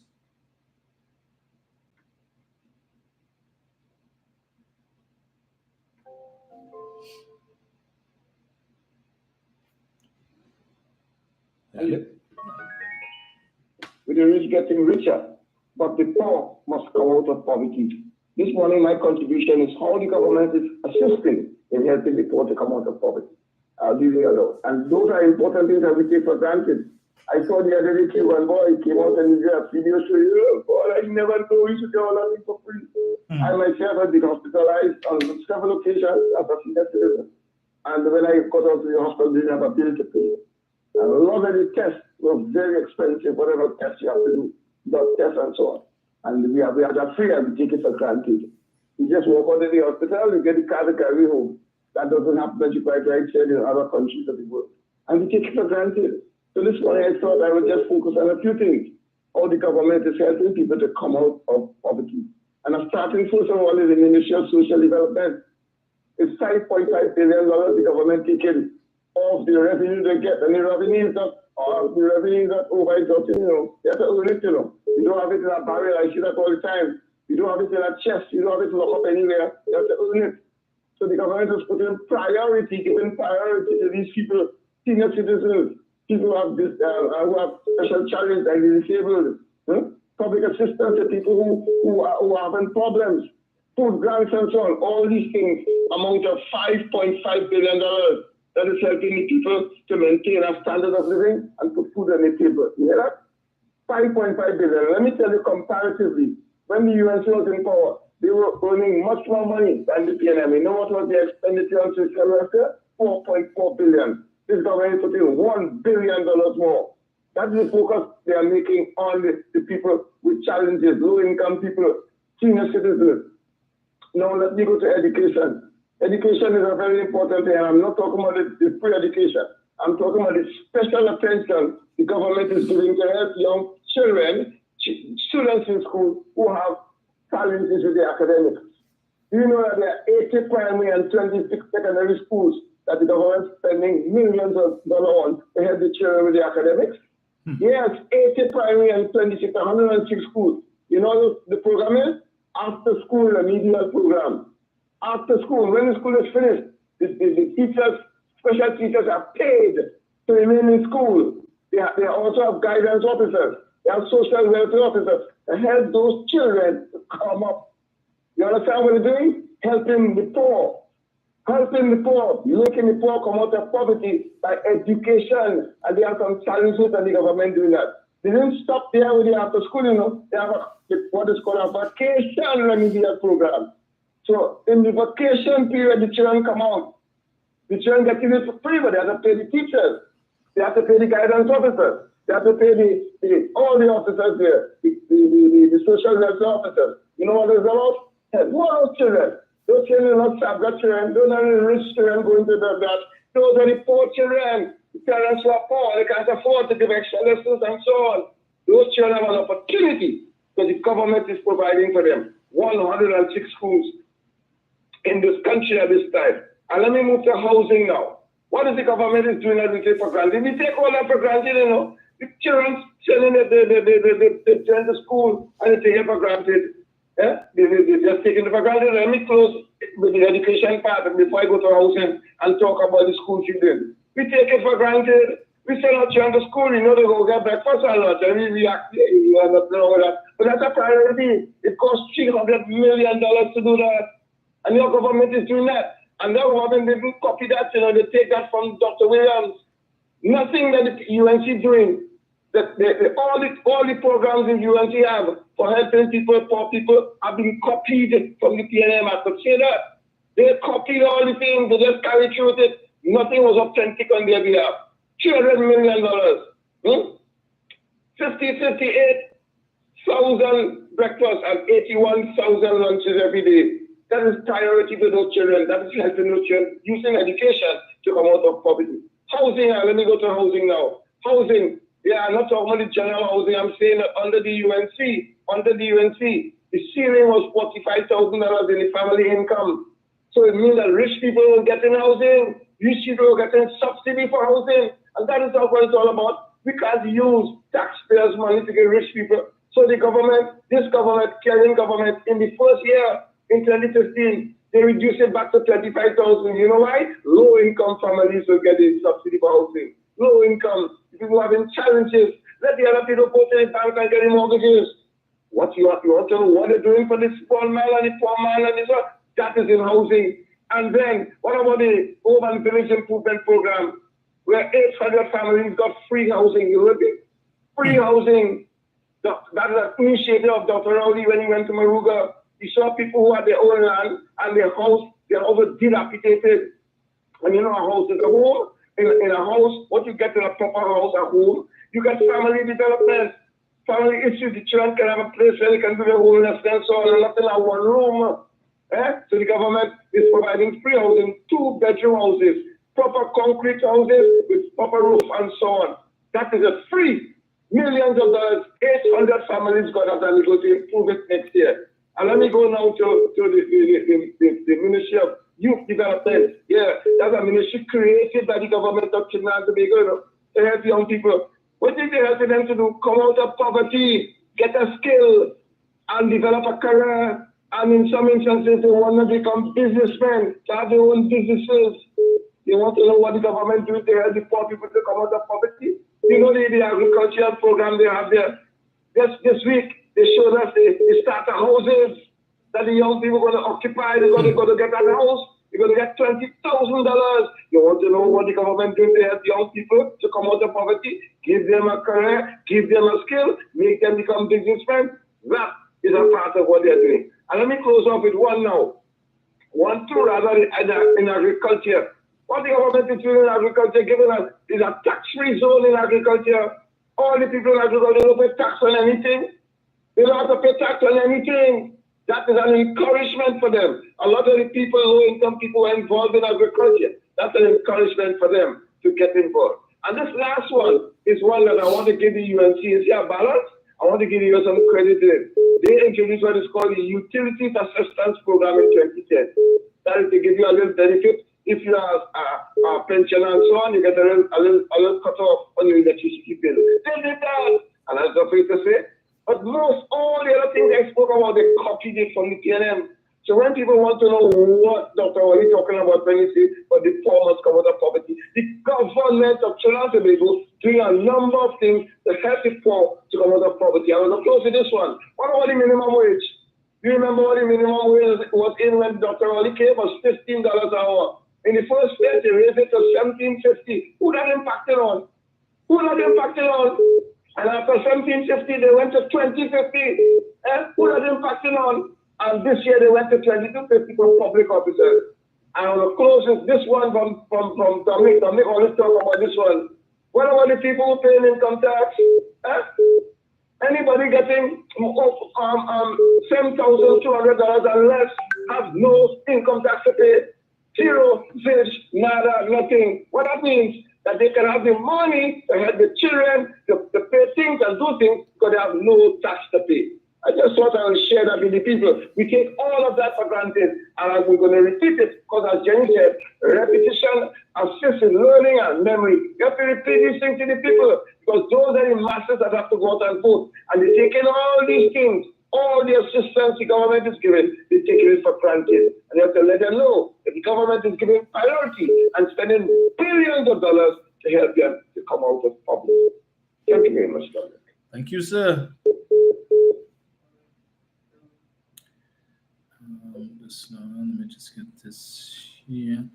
One sec, Brian. Let me just respond to something I saw here. A gentleman by the name of Mark who's saying Rowley must go for Trinidad to get some sanity and so. Where you always come out from with this nonsense? What is your definition of sanity? Sanity is having a man who hopes to be the next minister of energy sitting next to the opposition leader serving the capacity of chief whip who is before the court on $1 million bail for fraud, conspiracy, and misbehavior in public office. That is what you call sanity. Sanity is having a man sitting in the parliament who hopes to perhaps be this country's next minister of works and transport or minister of agriculture, is under police investigation for human trafficking and prostitution. That is sanity. You call what happened between 2010 to 2015 sanity and stability, when every Monday morning is a different minister name getting called in some wrong stand-up. Ever so often, the prime minister had to be calling a cabinet reshuffle. She had to remove somebody and put somebody else on all of these different things. And for 5 years, 3 months, and 14 days, she couldn't get it right. That is what you call sanity and stability. Are you serious? Could you explain to me how the exchequer account went from 10 billion in overdraft to 33 billion in permanent overdraft in just the space of 5 years? You could tell me what that money was spent on? When it is that between 2002 to 2010, you had Patrick Manning building all of these things, the waterfront, government campus, Napa, SAPA, Prime Minister's residence and diplomatic center, establishment of UTT, all of these different things, the establishment of gate, all these things money was being spent on, and he didn't take it to 33 billion. But 5 years, 3 months, and 14 days, and with the highest energy revenues in this country's history, according to Kamla, you took the exchequer account from 10 billion to 33 billion. Prompting economist Dr. Danessa Mahabir, when he was a member of parliament on the independent bench, sitting on one of the joint select committees, how that happened? How that happened? He want to know. He's an economist. And Mr. Embarrass said, well, you're asking the wrong people, no? Ask Kamla how that happened. Right? But where is the discussion on that matter? Has there ever been in-depth discussion? So Danessa Mahabir raised it. He was alarmed as an economist and he wanted to know what went on there. And it was just, dust in the wind. There was never any fulsome discussion on that. The media didn't put the spotlight on that as they should have. They probably reported in one story and called that George. But these are the things that should be a discussion that, for instance, I come in now, Brian, this issue with this $50 million thing that they're talking about entertainment, right, for the Prime Minister. The fact that the Prime Minister went and do his research and found out how much money has been spent under the office of the Prime Minister and diplomatic center under his tenure and under Prasad Bisesa, that in 5 years, 3 months, and 14 days, she spent 172 million. But in about just over 9 years, he spent 102. $70 million less than she spent, right? And almost double the time. But where is that, and why is the conversation still being had about $50 million being allocated for entertainment, which we know it is not that, as opposed to no discussion or little discussion about the 172 million that Prasad Bisesa spent when she was Prime Minister? What did she spend that money on, aside from the $6.1 million on helicopter rides? Since Dr. Rowley has been Prime Minister for the 9 years mark, he has been on a helicopter once. And that was when he was invited to go and visit one of the offshore platforms by, I think it was Woodside, right? So they arranged the thing and they invited Dr. Rowley to go, and he did that. Since Dr. Rowley has been Prime Minister, he has made how many trips? They're complaining about, he's traveling here, there, and everywhere. Not once has Dr. Rowley ever chartered a jumbo jet. He always flies commercial, right? So he will be sitting down, I suppose, in business class and with 2-3 seats occupied by members of his security detail. Most of the times, his wife doesn't travel with him. So he's not costing the state. But which is cheaper? To travel commercial, you sit down there with everybody else on the plane, or you decide that you want to charter a whole jumbo jet that could hold 256 people, but you're only carrying 42. That making sense? After you cuss out Manning and chastise Manning for flying on private jet, you want a whole jumbo jet. And then the government has to pay that, because when Caribbean Airlines has to take this aircraft out of service to facilitate you. So if you're out of the country for a week, for 2 weeks, it could be parked up in an airport somewhere, making no money, But the government had to find money to pay Caribbean Airlines for that because they wet leasing that aircraft. And then they now have to go and find another aircraft to wet lease to replace that one to make up the routes that plane is supposed to be flying. She did that for South Africa. She did it for India. She did it for China. She did it for Brazil. I think when she went to Australia, she also did that as well. Right? That making any sense to you? When she spent how much hundreds of thousands of dollars to fet the same 1% that they bad talking today, right? So that she could give a speech telling the rest of Trinidad and Tobago that if it is that we were to take pattern from the Syrian Lebanese community, Trinidad and Tobago would be a much brighter, much prosperous place. If the rest of you all who talking about your suffering, that she is telling you take pattern from them, and Trinidad would be much more prosperous and brighter. But she wasn't singing that. But today she's singing a different tune. But when she was spending taxpayers' money for that, she wasn't saying that. Right? $500,000 almost in alcohol found in the Prime Minister's residence when Dr. Rowley came in. And I keep saying that is what they couldn't cut away. So Lord only knows how much more they had. See Dr. Rowley spending that kind of money on alcohol? $350,000 for roti. There should be a meme. The PNM should have created a meme, somebody inside there already doing that comparison and showing people what it is Kamala Persad-Bissessar was spending that money on. How did you benefit from that? You think it's okay for her to be the Prime Minister's residence is just 5 minutes drive from the Prime Minister's office, but she didn't want to stay there. Instead, you have your sister and your niece and nephew and whoever else staying in the Prime Minister's residence, living high off the hog of taxpayers' money, and you hop in a helicopter to go down to the Pink Palace. Taxpayers' money, right? Even though you had buy a new car, I think she had purchased a Range Rover or something as well, but with Ram Logan and them at the same time and whatnot. No, but you couldn't just go to the Prime Minister's residence. Nah. But you went in there after Mr. Manning leave and changed out furniture because you can't sleep on the same bed. You want new bed. Okay, get rid of the mattress. But you're going to spend a set of money. And how many times did you stay there? But when I see people talking nonsense about Rowley has to go for sanity and stability. What is your definition of stability, sir? What is your definition of sanity? Clearly, you need to visit Google or buy a dictionary because apparently you don't know the meaning of either of these two words. Maybe you should take a few minutes and go and read the UNC's Economic Transformation Plan and tell me if you consider that to be sanity. Brian. Hello. Good afternoon to you, Dominic. Yes, sir. Greetings. Good afternoon to your listeners and callers. Dominic, every time you come on your program, you have to argue the same point over and over almost the same set of people. And I am of the view they do that to frustrate you. But they frustrate me, and I do have to respond to them. Because you don't really have to come back and say everything, same thing all the time. Just pay back what you said last week or the last time you were on your program.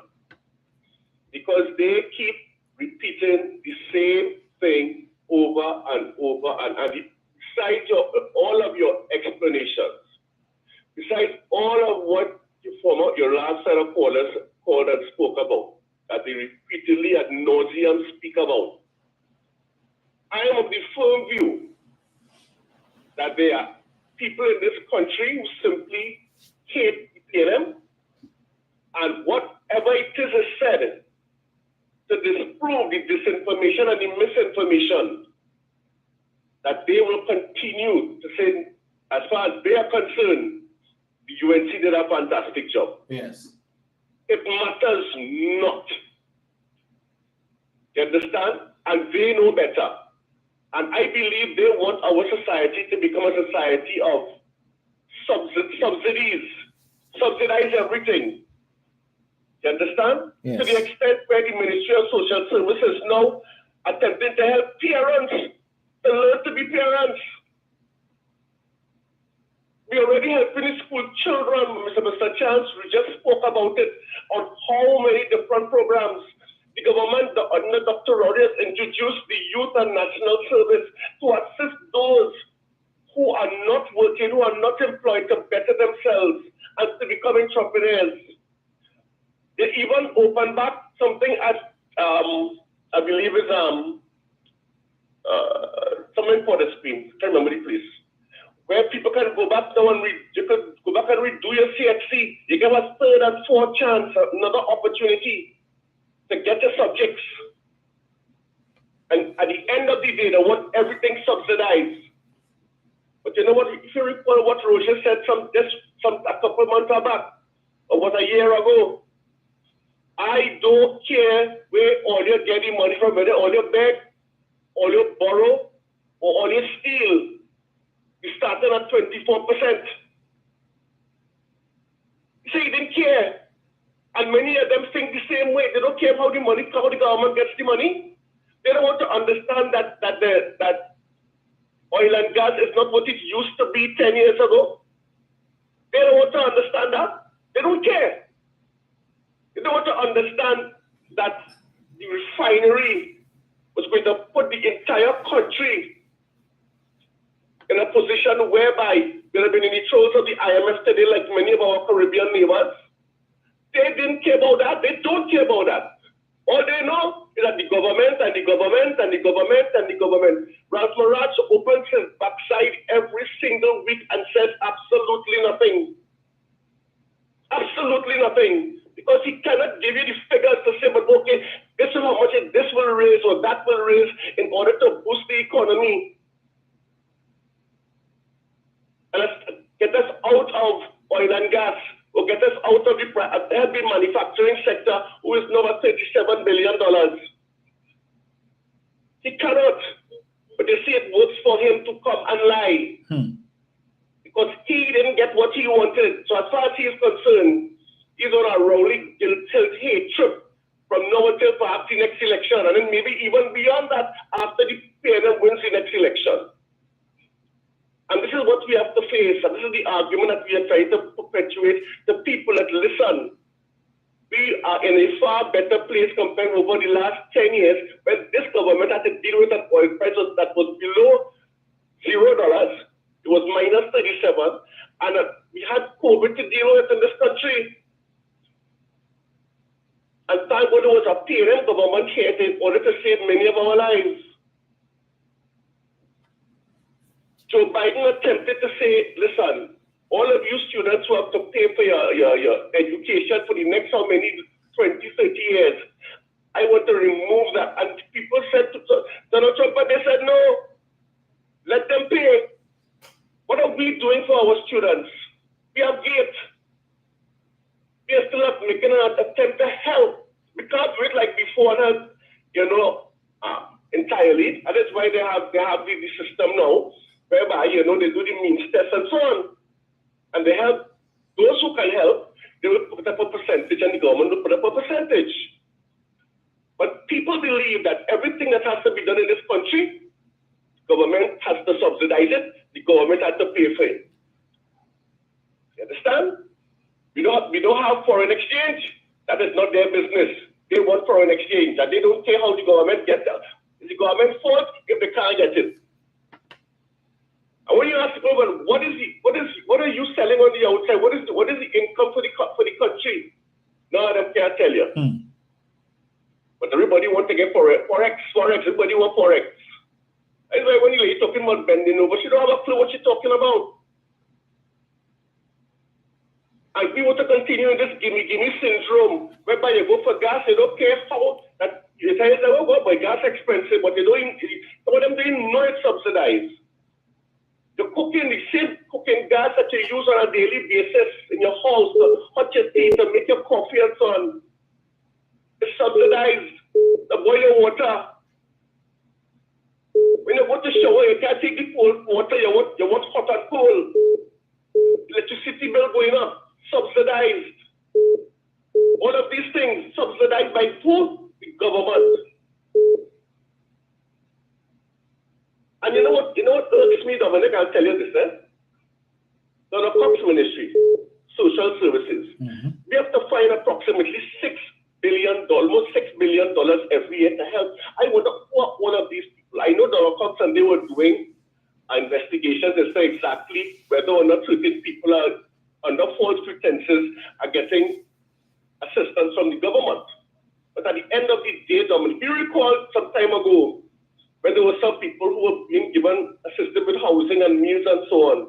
And some of them were actually going off to work like in security firms and so on, and then coming back right there and getting food and shelter. Yes. Remember that? I recall that. And then till down the cop said, listen, there are many, many people that we have found out who can help themselves. And that is what started this investigation. But we, many of us, if the government they do this for me and the government they do that for me, they should go. And they listen to the diatribe from people like Ralph Barrage and all of these others who have absolutely nothing good to say for and on behalf of this government that has done so much in the space of 10 years. You understand? But you see, we have to do what we have to do. And at the end of the day, if people don't get up and understand, and when you want to listen to look at social media and take on the lies, and they know, many of them know they are lies. Many of them know it's untrue. But if they want to continue to go down that road and go and vote for that party, and for us to end up how we were, when we only had 3 days' money, I was almost in the hands of the IMF, but they can go back, they can go ahead. Because at the end of the day, you know who's going to suffer? Not me, but those that come behind. They are the ones that are going to suffer. And the hardships are going to come. And the IMF says, you see all them subsidy, all you had is government subsidizing, all that dead. And then we get the true picture of how much for a ticket to go to Tobago by air and by ferry. And we'll get to know how much is our ticket for gas. When you go by the gas station, sorry, to pay for your gas, then we'll get the true figure. Because I remember when Patrick Manning, the great Patrick Manning, spoke about the rapid rail, it was going to cost us $10 billion US at that time. Today that would have been paid off already. And this traffic jam that we have on a daily basis was not going to be there. People would jump on that rail system to get to and from work, and it would have been an ease for many, many of us who traverse from north to south on a daily basis or from east to west. A great ease, but alas, no. So the UNC say that ain't making sense. But whatever they say not making sense, hey, it ain't making sense. We need to reinstall those things that we believe make sense to us, like the rapid rail, and many of those other things that I am of the firm view that's going to assist this country as far as diversification is concerned. It will take some time, yes, we understand that. Those of us who want to understand that is. But at the end of the day, let me listen to people like Ralph and them who will given an opportunity every single week to write in the papers and spread their lies and have people read it on a daily, almost on a daily and a weekly basis. We have to fight this fight and remember the objective, remember the mission. Dominic, thank you very much. Thank you, Brian. Let me respond to something I'm seeing here, again from this individual called Mark. He says, in 9 years, not a cent more for PNM patriotic grannies. Mark, as I always say, right? And it's if you're, it's sometimes better to keep quiet and let people think you're a fool than to speak and remove all doubt. Let me read something for you. Because all you figure, the only time you could, a pension increases is when the government say, well, pension is 3,000, we're increasing it by 500 to 3,005 or 4,000. Let me explain to you the folly and the error in what you just said there, right? Because clearly you don't know. So let me educate you today. Let me get this here. During his budget presentation, Imbert said, consistent with the PNM's 2015 election manifesto promise, I propose to increase the cap on joint incomes received by retirees in respect of national insurance and old age pensions. The new cap will be $5,000 or an additional $500 per month, which will cost $160 million and put more money in the pockets of 88,000 senior citizens. You know what that means, Mark? That when this administration came in 2015, the income ceiling for pension was $4,500. So the government, this is under what the People's Partnership left. So if you were receiving $3,000 in NIS, the most you could get on the senior citizens grant was $1,500 to bring you up to the cap, the ceiling of $4,500. The government, this administration increased that in December of 2015, right? From 4,005 to 500, which means senior citizens could have gotten an extra $500. And as you said, as I read here for you, it was implemented and 88,000 senior citizens benefited from that. But they didn't stop there, no. No. They came again in 2018 and increased the ceiling one more time. Let me give it to you again. Apparently you didn't get that. Public service pension increased to a minimum of $3,500 per month for public servants on retirement. A cap will be placed on the senior citizens pension being raised to $6,000, allowing those in receipt of both NIS and senior citizens grant to receive up to $3,000 from both. So if you were receiving $3,000 from NIS, you could get another $3,000 from the senior citizens grant to take you to $6,000. Under the UNC, under Kamla Prasad Visesa and the PP, the most the government was telling you, as a senior citizen, you should be able to live comfortably on $4,500. Keith Rowley increased it to $6,000. So that's an additional $1,500 that you could get above what you could have gotten under Kamla Prasad Visesa and the People's Partnership. So when you want to come and talk nonsense about 9 years and not a single cent increase for PNM patriotic grannies, no, they didn't get 1 cent, sir. There was a $1,500 increase. So when you don't know, hush your mouth. I'm going to take this call here. Such a ignoramus says. Get it here. Nothing wrong with all this. Hello, good afternoon. Hello. Yes, sir. Yeah, darling, how are you? Hi, good man. Yeah, man. Good program. I think I don't need on the show nowadays. Yeah. But, you know, Dominic, it's very hard to convince certain people of all the good things that Dr. Rowley and the government is trying to do for us, you know. They're still saying the man shall be suffering. We had to eat grass. But like I say, when they go to Price Mart, when they go to Massy stores, extra food, and recently caught Black Friday specials, you're seeing people in droves buying money to buy furniture and stuff like that, right? Mm-hmm. So we're suffering. And then they had the other to say that PNM man away with nothing. And how they hate the man, they hate man so much. Not to mention the fact of one thing that you guys mentioned of it, like the projects, like the aluminum smelter plant. This thing, Sandals, right? 2020 vision, and the transit system, the rapid rail. Right? Remember all that? The mega farms. Who forget the mega farms? And yet there are some intellectuals who still talking about diversification. When we have a manufacturing industry here, like National Canal and market, right? And school-based hospitals after that, isn't that diversification, Dominic? Yep. So, hold on here. But I am waiting with data to see if China and Tobago want the same respect of what took place in the United States of America. What's going on right now? Yep. So, like somebody said, you let a clown make it a surplus. You know what good is on it? You too, sir. Thank you so much. You know, anything else can understand with them? They always had a resort to a set of name calling and insults. So the same individual, he telling Jenny, Frederick, I just mostly see people like you. That's no, let me get this here. I just mostly see people like you by the welfare office here and abroad, and the children, Tiffin and Robin. Really? Oh boy, something wrong with all this. Get this here. So, let's see here. So. Eric. Hello. Yes, good afternoon. Yes, sir. Good afternoon to you, the callers, listeners. Now I have access to one things. Now I can't talk more because I need. Understood.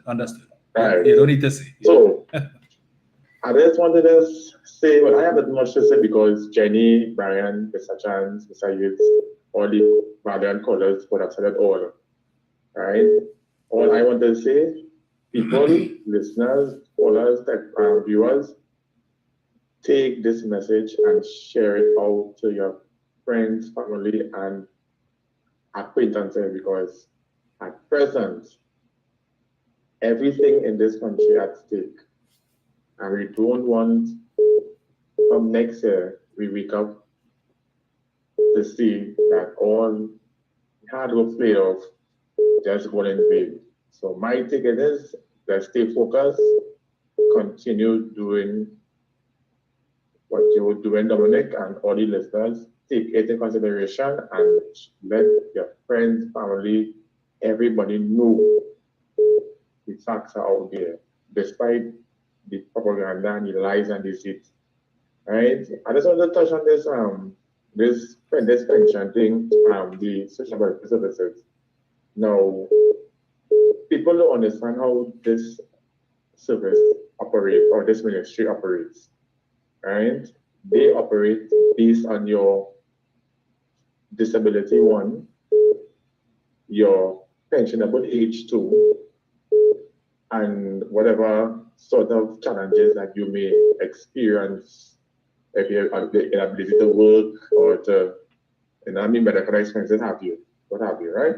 But it has some people that want to, how should I put it?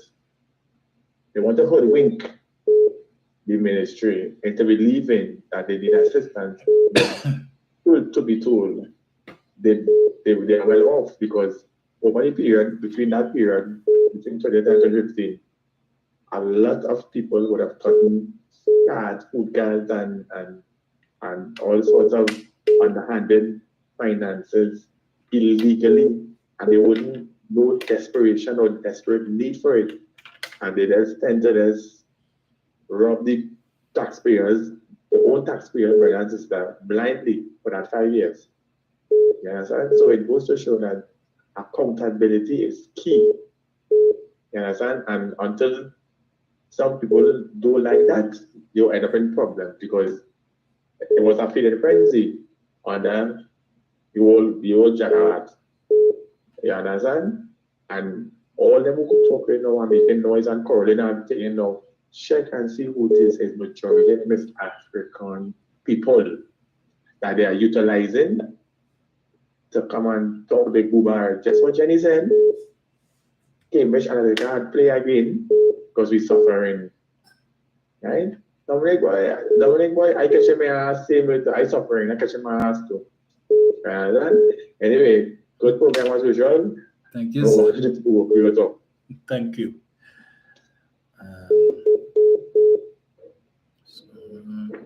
That's now 1 second, Johnny. Let me just read this again for the benefit of Mark. The age eligibility. This was effective January 1st, 2018. Age eligibility on disability grants was removed to accommodate children under 18. So prior to that, they had an age eligibility. If you were under 18, you couldn't qualify for the disability grant. It was this government that removed the age eligibility, right? So that persons under 18 could qualify for the grant. It goes on to say the grants increased from $800, which is what Kamla left it at, to $1,500. You hear that, Mark? From $800 to $1,500, almost a 100% increase. Keith Rowley did that. And for those over 18, increased from $1,800 to $2,000. The public assistance grant was also increased by $150, and the food card value was increased as well by $100 effective January 1st, 2019. All these things that you all don't give the government credit for. Right? Kamla come with her Children's Life Fund. How did that work out? You put in the law that the only children who could qualify for the Children's Life Fund, it must be a life-threatening ailment, and it must not be available in Trinidad and Tobago. Right? Those were the stipulations. But today, you want to come now and, the government needs to bring an amendment to the law so that children who are not suffering from life-threatening ailments, that they too could benefit. But it's you all created it. You created the Children's Life Fund. You created the law. You didn't see fit to put it in there. But afterwards, now when you have people who have sick children who need care, and because the ailment is not life-threatening, they don't qualify under the law, you come in now to play holier than thou and to say all the government needs to do is to bring an amendment to change the law. and when you come back into office, you will do it. Well, I will tell you, that should have been in the law from the very outset. But hypocrisy is what it is about. Hypocrisy. But you think Mark will ever give the government credit for that, for increasing the disability grant for under 18 from 8 to 1,500? No. We're talking about Rowley must go for stability and sanity to come back to this country. Really? Raping the treasury, taking $7 billion from the treasury to pay for highway sanity and stability when that has never been done before? When it is that you have so many entities that would have been willing to fund that for low interest. But you know why you do things like that? Because when you spend your own money, there is no accountability. You only need to have accountability when you borrow money from these entities like the IADB and so on and CAF and whatnot, because they make sure that the money is spent the way it's supposed to be and that there is no theft and corruption taking place. But when you could go into the treasury is you in charge. So you could pull $7 billion from the Antifa as much as you want and you're accountable to no one. Miss me with that. And foolishness. Jenny. Yeah, Jen. Hello? Yeah, Jen, go ahead. Yeah. People like Mark and them, I suspect there are people in them descent and hiding behind names that you think is people of African descent, right? But Mark and them know what I mean, I'll tell you why. They like to get talk and then can't take talk. The services of this country is for all citizens. But I will tell you something. Go up to the Piaco Regional Corporation, the welfare office in Tanapuna, and Mark, you go see Bougie, Nenen, your man and your Peter, all of them outside, they're looking to get social welfare. Right? Because all the Indian man and them, some of all only drinking rum. One tell me this morning you just drink petrol. All they drinking petrol, they rum, rocking and hammock all day. And the poor Indian sister, she has to find money and look for money to mind the children. And when she can't get the money to bring home, so they could buy all the rum and beer rum and petrol to drink, or they just beat the Indian sisters and them. And we see how it does end up. So Mark, when all they want to talk petrol talk, of course African people does line up for social welfare. Of course we does make children. Of course sometimes we may have more than one children, father. And all the things are going, and of course some of our children involved in crime. But Mark, if you didn't know, all your children do committing crime. Mark, if you didn't know, we Indian sisters making one set of children. And sometimes if you ask who the children fathers are, you go hold their head and ball because they've reported that down in the Southland, in the Indian communities, we know what has gone father, daughter, brother, sister. Yeah? So Mark, if you have a pacifying all here, and not play no victim to say we're talking racism. If you give talk, you have to be able to take talk. So anything you say about we, because human beings at the end of the day, it's not an African thing or Indian thing or Chinese thing, it's a human thing. But don't move as if Indian brothers and sisters will line up, especially women. All of a sudden suffering and beating them out right through. And when you see them run from all here and they find love in the African community, all they want to call African men, all kind of things. But actually Indian women, why they running and coming back, you know what, they just get love and they just get it nice, they just get plantain, they don't get no soggy banana, it has been nice. So Mark, all the country with all the foolishness. If nobody wants to answer, I go answer all the school. Where it's all they come with, I go handle all the school to that. But at the end of the day, only know to all the self.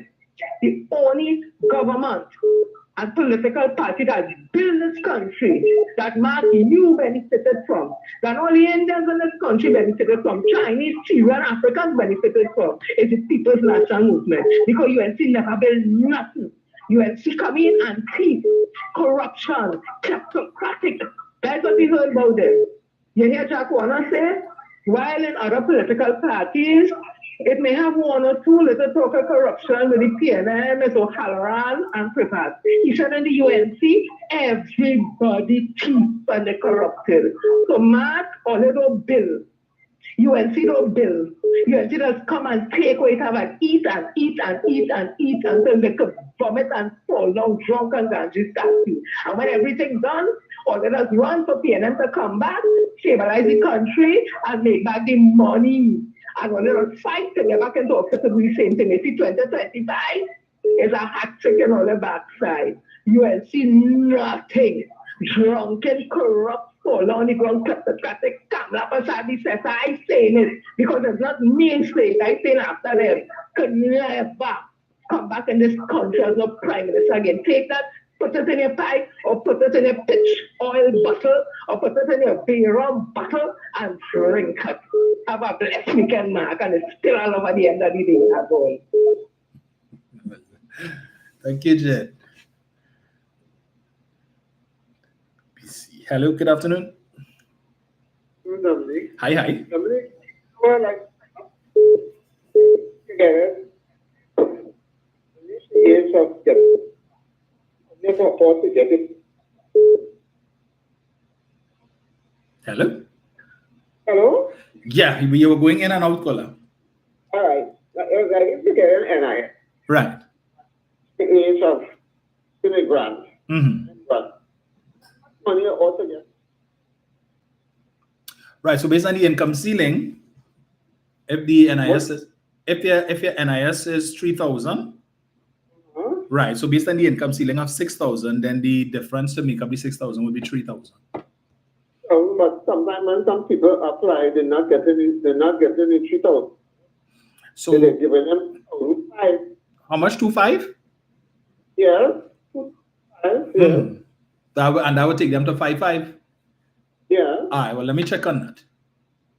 Okay then. Yeah. All right. I'll look into that for you. All right.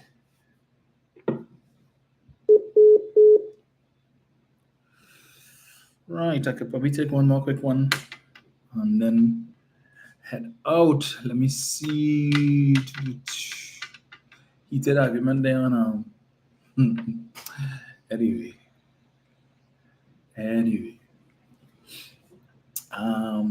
me see here. 770-1763. I saw someone was calling me from a 627 number. I could call me back quickly. Probably have another 5 minutes or so. Niabo E says the trolls and their party do not want to see progress with the country. A filthy mouth is their only asset. So very, very true, sir. And then I saw someone on Facebook just now spoke about people wanting the government to provide for them, but they need to look in their younger years, provide for in their later years, and that is so true. I don't know if it is that maybe I shouldn't say this, but I will say it because it's been an experience, right? If it's a case that persons of African descent are allergic to life insurance and leaving a generational wealth, right? I mean, I hear people say things like, I ain't buying no life insurance, I leave for no next month to spend the money when I did. Well, whatever money you have in the bank, the next month will come and spend it anyway. So, but you're putting your wife in a situation where she may very well have to go and find the next man because what you're leaving and nothing is the same, right? Especially if you leave young children and you're leaving your wife with this responsibility to have to now go out and the income that you were bringing in, even if she working, she now has to replace that income to provide to ensure that children continue to maintain the same level or standard of living that they were enjoying when you were alive. Is that a responsible thing to do? No, but everybody else, even generational wealth, and I hear people say things about, I am not about working and building wealth for my children, and they don't have an appreciation for how it came about. They didn't ask you to make them. Come on, you think when Mr. Sabga decided that he wanted to spend $327 or how much $1 million to purchase this chlorine factory or whatever it is in the US, you think he's saying, I don't want to be building wealth for my grandchildren and great-grandchildren to benefit because they wouldn't appreciate how it came? No, they building wealth for generations and generations to come. They love to boast about that they have enough wealth to last 10, 15 generations. So they're sure that 10, 15 generations down the road will never suffer and they would not struggle. And the gap between the rich and the poor that they always love to talk about, that they will always enjoy. Each generation has the responsibility to ensure that they do what they can to increase the number of generations that will benefit from what the others started. Look how long Anthony Sabga in his grave But what he started, his progeny is benefiting from it and will continue to benefit. And as they make these investments, their wealth will continue to grow and grow and grow. And nobody in their family will ever have an appreciation really for what it is to not have, because they're making sure that never happens. But you have people in this country who want to do, well, when they reach 18, I die there, my responsibility ends. Really? Really? And then when you die, because of selfishness, the same children that you see when they reach 18 is their responsibility. They have to now go and struggle to find money and pass the hat to bury you. And that making sense, right? Because you left next to nothing in the bank, and they might be saving their little kakara because they want to buy a car, they want to improve themselves, and they now have to go and take this money now to bury you because you were too irresponsible to ensure you left at least money behind to take care of your funeral expenses. And anyway, Eric, talk to me. Yeah, I see what the callers would have said about the NIS and the pension and everything. Because my mom and dad collect pension and NIS, but it's not the full 6. It's again the 3 for the NIS and again the 2.5 for the pension. So I don't know if you probably look into that, because I don't know if, because you know some of them inside are very corrupted. So they might be damn well pocketing people money. Right. Quiet. Because if they're sitting at the pension is 3,000 and the NIS is the income ceiling is 6. That's what I was saying. I don't know if I can count, or I don't know maths. I don't know. But I might like maths, but I could count very well. So I know 3,000 and 2.5 is 5.5, right? Yeah. So I don't know what is the real situation with that. I tried to find out, but they gave me a runaround. I know how I just get on very nice. So I just even they do the investigations, and then I go to plan B. So when probably next show or whatever, we could probably look into that and see how best what is this criteria that if it's already 5.5 or if it's the full 6 they get paid. Right. Yeah. All right. So that makes it kind of. Thank you, sir. Yeah. Yeah. So I'm seeing Constance Abigail Hercules is saying that the ceiling is 5.5 when last she assisted someone. Okay. Well, I will look into that, right? Because I know I just read there where they said that the ceiling had been taken to 6,000, which means that if you get 3,000 NIS, ideally you should be able to get 3 to make up the 6. Right, so I will speak with the folks at Ministry of Social Development. Yeah. So let me see here.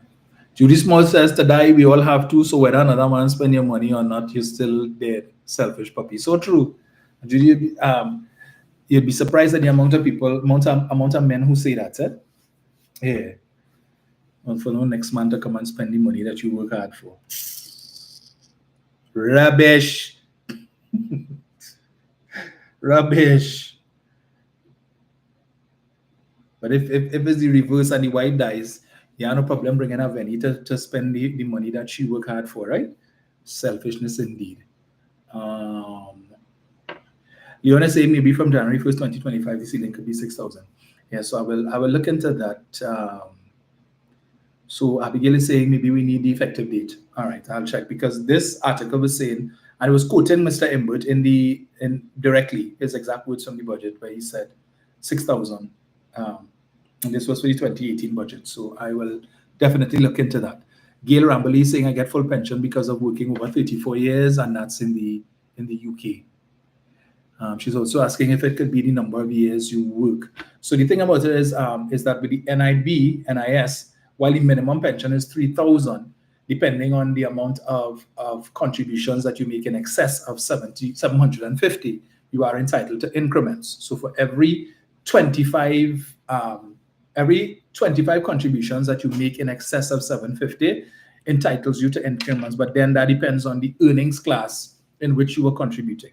So if you were a low income earner and you were contributing at the lowest earnings class, you would not be entitled to the increments, because the 3,000 pension that you would be receiving would actually be more than a pension you would have gotten in the private sector if you were contributing the same funds to, like, say, a private insurance company. Right? So that's what they look at. But for persons who are at the upper end of the earning scale, who might have been contributing, whose salaries are in the ranges of like 13,000 and above, and for the most of their career, they would have been contributing to the higher earnings class. What they look at is if these persons were contributing those funds to a private pension plan, which is the 2/3 that the employer puts plus the 1/3 that the individual puts, they would have been able to get a pension in excess of $3,000 a month. And so for parity, what they will do is to give you increments. So you have some people who get an NIS pension as high as about $4,200 and stuff, because they would have contributed to the highest earnings class during their contribution period, right? But we will speak a little more about that on another time, because I did see somebody asked me the other day to talk a little bit about investing on the stock market, how you go about doing that. So I would want to address that as well, right? So just now, 627, you could give me a quick call now.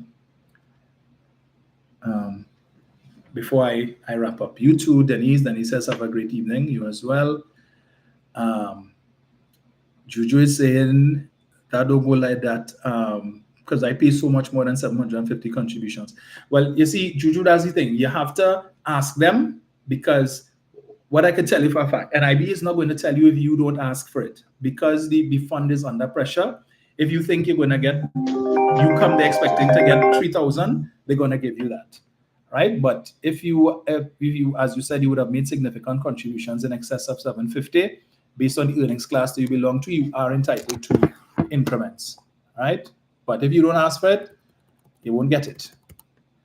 So in a sense, they play on the ignorance of persons who are not aware. So people happy with the 3,000? Well, okay, no problem. Hello, good afternoon. Hi, good afternoon. Hi. As normal. Thank you. I called to address the whole SRC issue. Mm-hmm. What's the running narrative? And it's two things. We're already getting so much money and we're already getting an increase and we ain't getting an increase, right? And even Wigot head made a statement that said, just imagine, and I'm paraphrasing, that those people who are already on there are getting an increase from 2015 on down, and they are not getting anything, and it's not fair. People need to do some research. The SRC recommendation kicks in from 1st October 2020. The 900 people that fall under the SRC has nothing to get from 2015 to September 2020, right? That is something that is not being put out there because people are running out of story, right? The other thing is, the SRC has to do its job. I have no problem with them sitting down to the highest levels in the land who actually ensure that the country runs, the money comes in, they have to do the deal making. They are the front face of Trinidad and Tobago. And they're underpaid. Give them the money. However, I found that this SRC made some curious choices. And I'm somebody who I like to research. You can tell me anything, I'll put out and I will see what's going on. So I couldn't get my hand on the 120th report. I went back to the 117th report.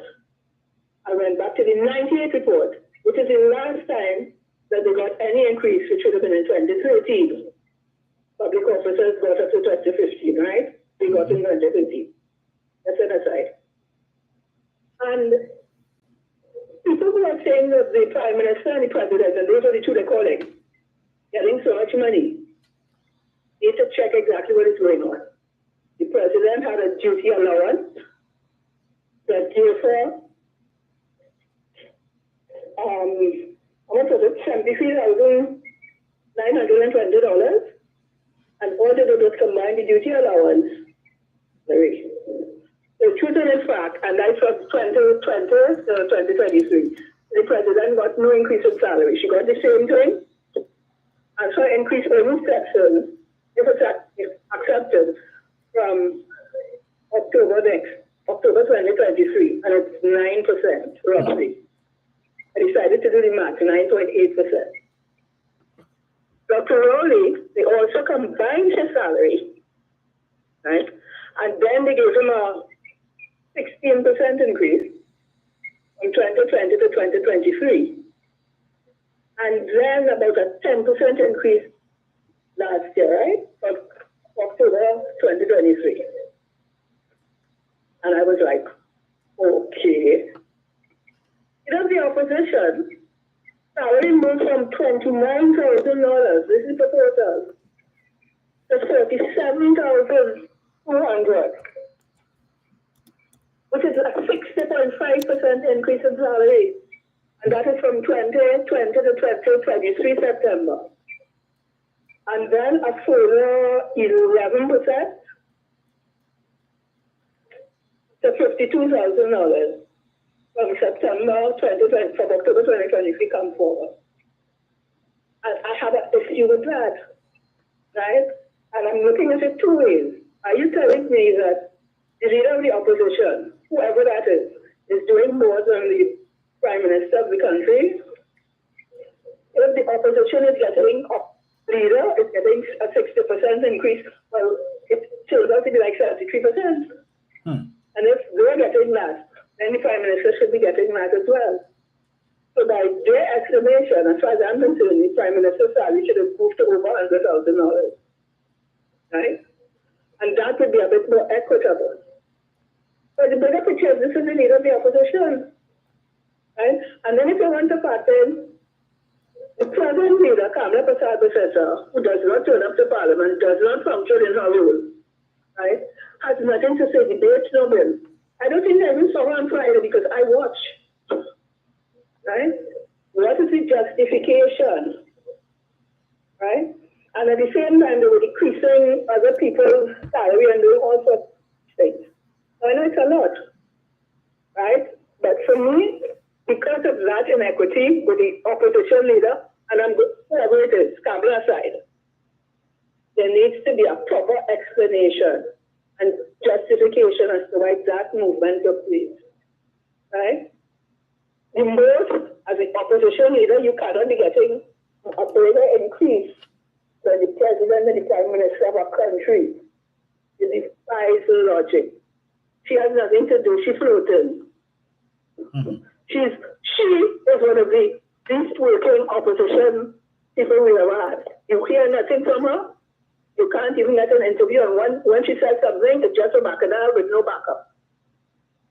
And then she disappears. When you see her talking about if she's tipsy and she needs help and whatever.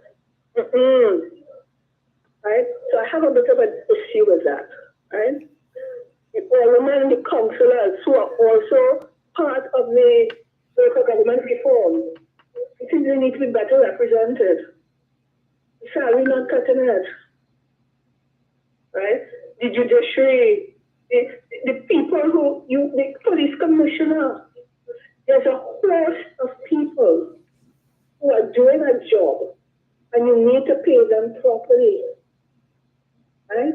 So why people are harping on the Prime Minister and the personalizing it because it's Dr. Rowley. Because if it was reversed, nobody would have a problem. The same way nobody has a problem. They're not talking about the opposition, 61 and 60.5 and 11.5% increase. They have no problem with that. Right? Because they're personalizing. We need to stop the personalizing. Right? The SRC needs to give a proper explanation. After that, I tried to find the report itself. I went on to all sorts of, and I couldn't come up with it. I had to use the 117 and the horrible reporting in the Guardian and the Express and the Newsday. Right? Who just gave the figures and tried to gloss over the fact of the increase, right? So the opposition leader was going to get by saying, well, you know, she's the oldest member and she has this, so she's getting that, and she gets all sorts of nonsense that have done to do nothing. She'll be getting that anyhow. And if Dr. Rowley's that quote unquote is $1 million, which how much it would be. for the same period. The match not matching. Hence, need to make up the necessary. So I think, people are going to suffer. I am one, I would have said it back again. Right? But things are going along and things have to happen. I don't know what the government will do. And unfortunately, they will not get a proper debate from those people who are collecting a salary in the opposition and not owning their keep. Right? But we as a population will take the old road. Research. There are people who are going to always, it doesn't matter what the PNM does. I understand that and I simply hear them and move on. But for clarity, please do your research, okay? And understand what is going on, who is involved, and then make a proper decision, okay? People deserve the salary. Nobody, Wigot is talking to 124% from 2015 to 2019. When everybody else had to take 1 and 2%, that makes no sense. But that's politics that they're playing. If 24%, that's stupid. And if educated people, when you reach and you that stupidity, you have to start wondering, perhaps you should be sending your children elsewhere to be educated. Okay? Anyhow, that's all I have to say. Have a good evening. You too. Thank you so much.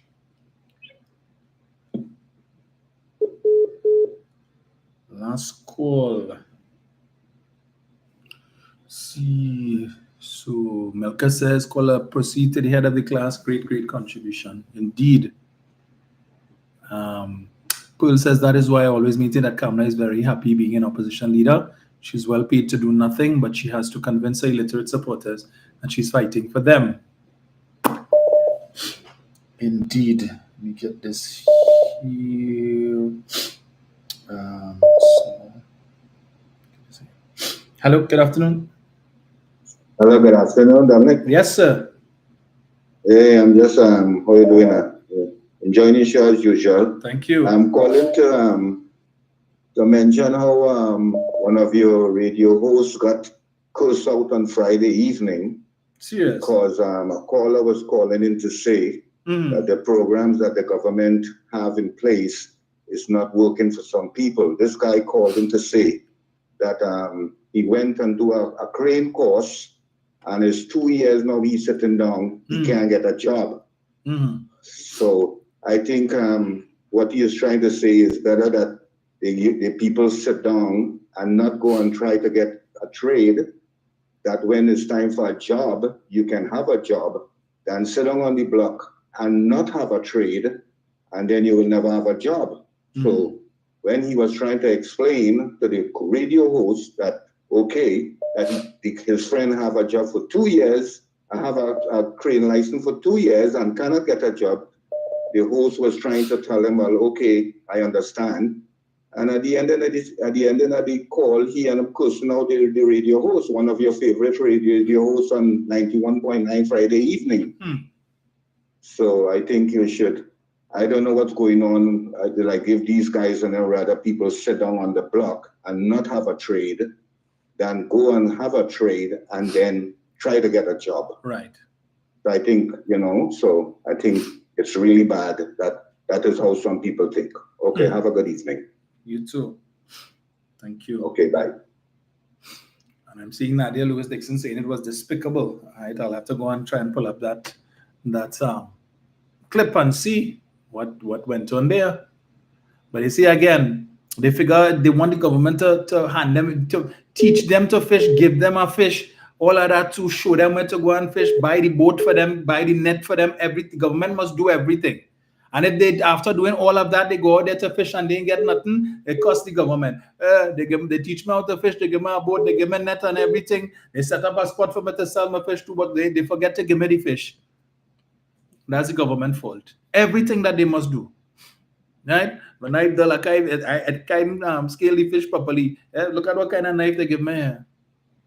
But when you're making a ton of money, as I mentioned that, before I take this call, the fish fry in Carenage, I meant to talk about that, right? The fish fry was closed for a few months. The Express newspaper, the bacchanalists that they are, carried a whole story. They did a whole article on that talking about that, right? And then as if that they didn't get the traction they wanted from that, they come and they write an editorial about the fish fry and talking about all the fanfare that went to it and so on, and government accountability and blah, blah, blah, and all kind of thing. They went and interviewed people who were selling at the fish fry to get them to talk about that's the sole source of income and the only livelihood, and they're suffering and all, and they don't know when the thing will open back. This was the end of October. They did that editorial, right? About 5 days later or 6 days later, it was announced, you see, the fish fry was reopened. The repairs were complete and so on. You think the Express will go back and do a story on that to talk about it? No. After 2 failed attempts to malign the government to talk about that. But I will leave that for Tuesday when I will read the article and the editorial to see how the Express is really anyway. Hello, good afternoon. Dominic. Good Lord, Father. Leave it there. Going to talk about anything I touched on today, or is you're going to come with the usual bacchanal? Good afternoon. Hey, good afternoon to your sister. She going on a cruise, Dominic. Oh, very good. You should have do the same. I tried. Okay. Dominic, the last time I spoke to you, I told you don't forget where I stopped. Mr. Yates does say, connect the dots. During the week, I was taking Helen Mako on 106.5, Dominic. Yeah, where you taking a Mako? And one of the callers called the program and told the host how Dr. Rowley gone Guyana to hold talks with Moody. But during the pandemic, Dr. Rowley say how he wasn't going to beg India for no vaccines. Dominic, he wasn't going to beg India for no vaccines. Remember when India gave Barbados the vaccines? And Dr. Rowley told them, that is not a gift. You beg. Dominic, Dr. Rowley was working with the science when people were losing their life. And I mustn't blame him. So what was he supposed to work with?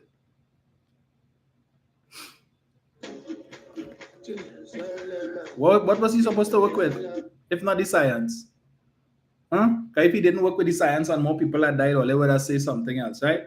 Dr. Rowley do this and he do that and he gave people poison and people dead and all kind of foolishness. When people were complaining about the vaccines and saying, even now, they still saying that foolishness about people getting heart attack and falling down and young people and it's all who take the vaccine and all that nonsense.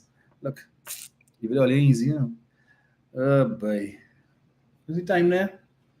Let me just take this final call here and final call, and then that's it. Where is this thing?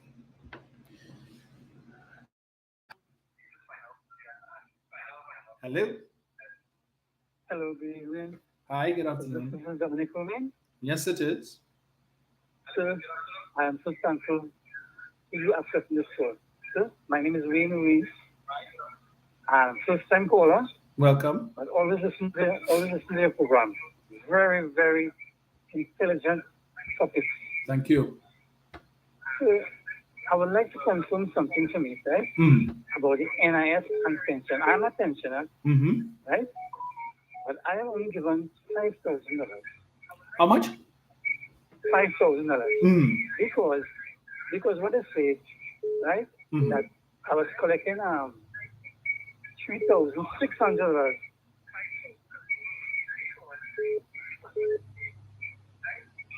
Hello? Yeah, $3,600 in the NIS, right? And the pension to only give me $1,500. So I now collect $5,100. Right. And I want to know if that is correct or if it is wrong, because I query it and they still say I cannot get more than that. And I know the ceiling is 5.5. So I don't know if you can assist me anyway. But I'm so glad that I get this for it. All right. So let me I will look into it for you guys with the ministry. right? So I will see if we can chat with the minister herself, and we'll get back to you guys on it, right? Thank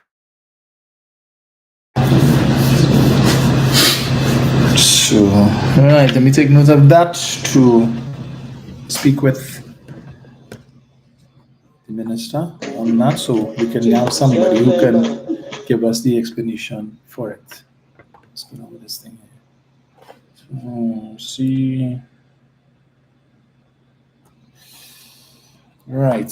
So, folks, I cannot take any more calls. I have to leave. My apologies, but I have to leave it there because I have a Zoom call that I must go on for 3 o'clock, and I have 3 minutes left. Right. So, persons who were planning to call, please call me back on Tuesday. Save your thoughts, and we will chat again on Tuesday morning. So, enjoy the rest of the weekend, as I always say. Keep safe if you're going out on the black carpet.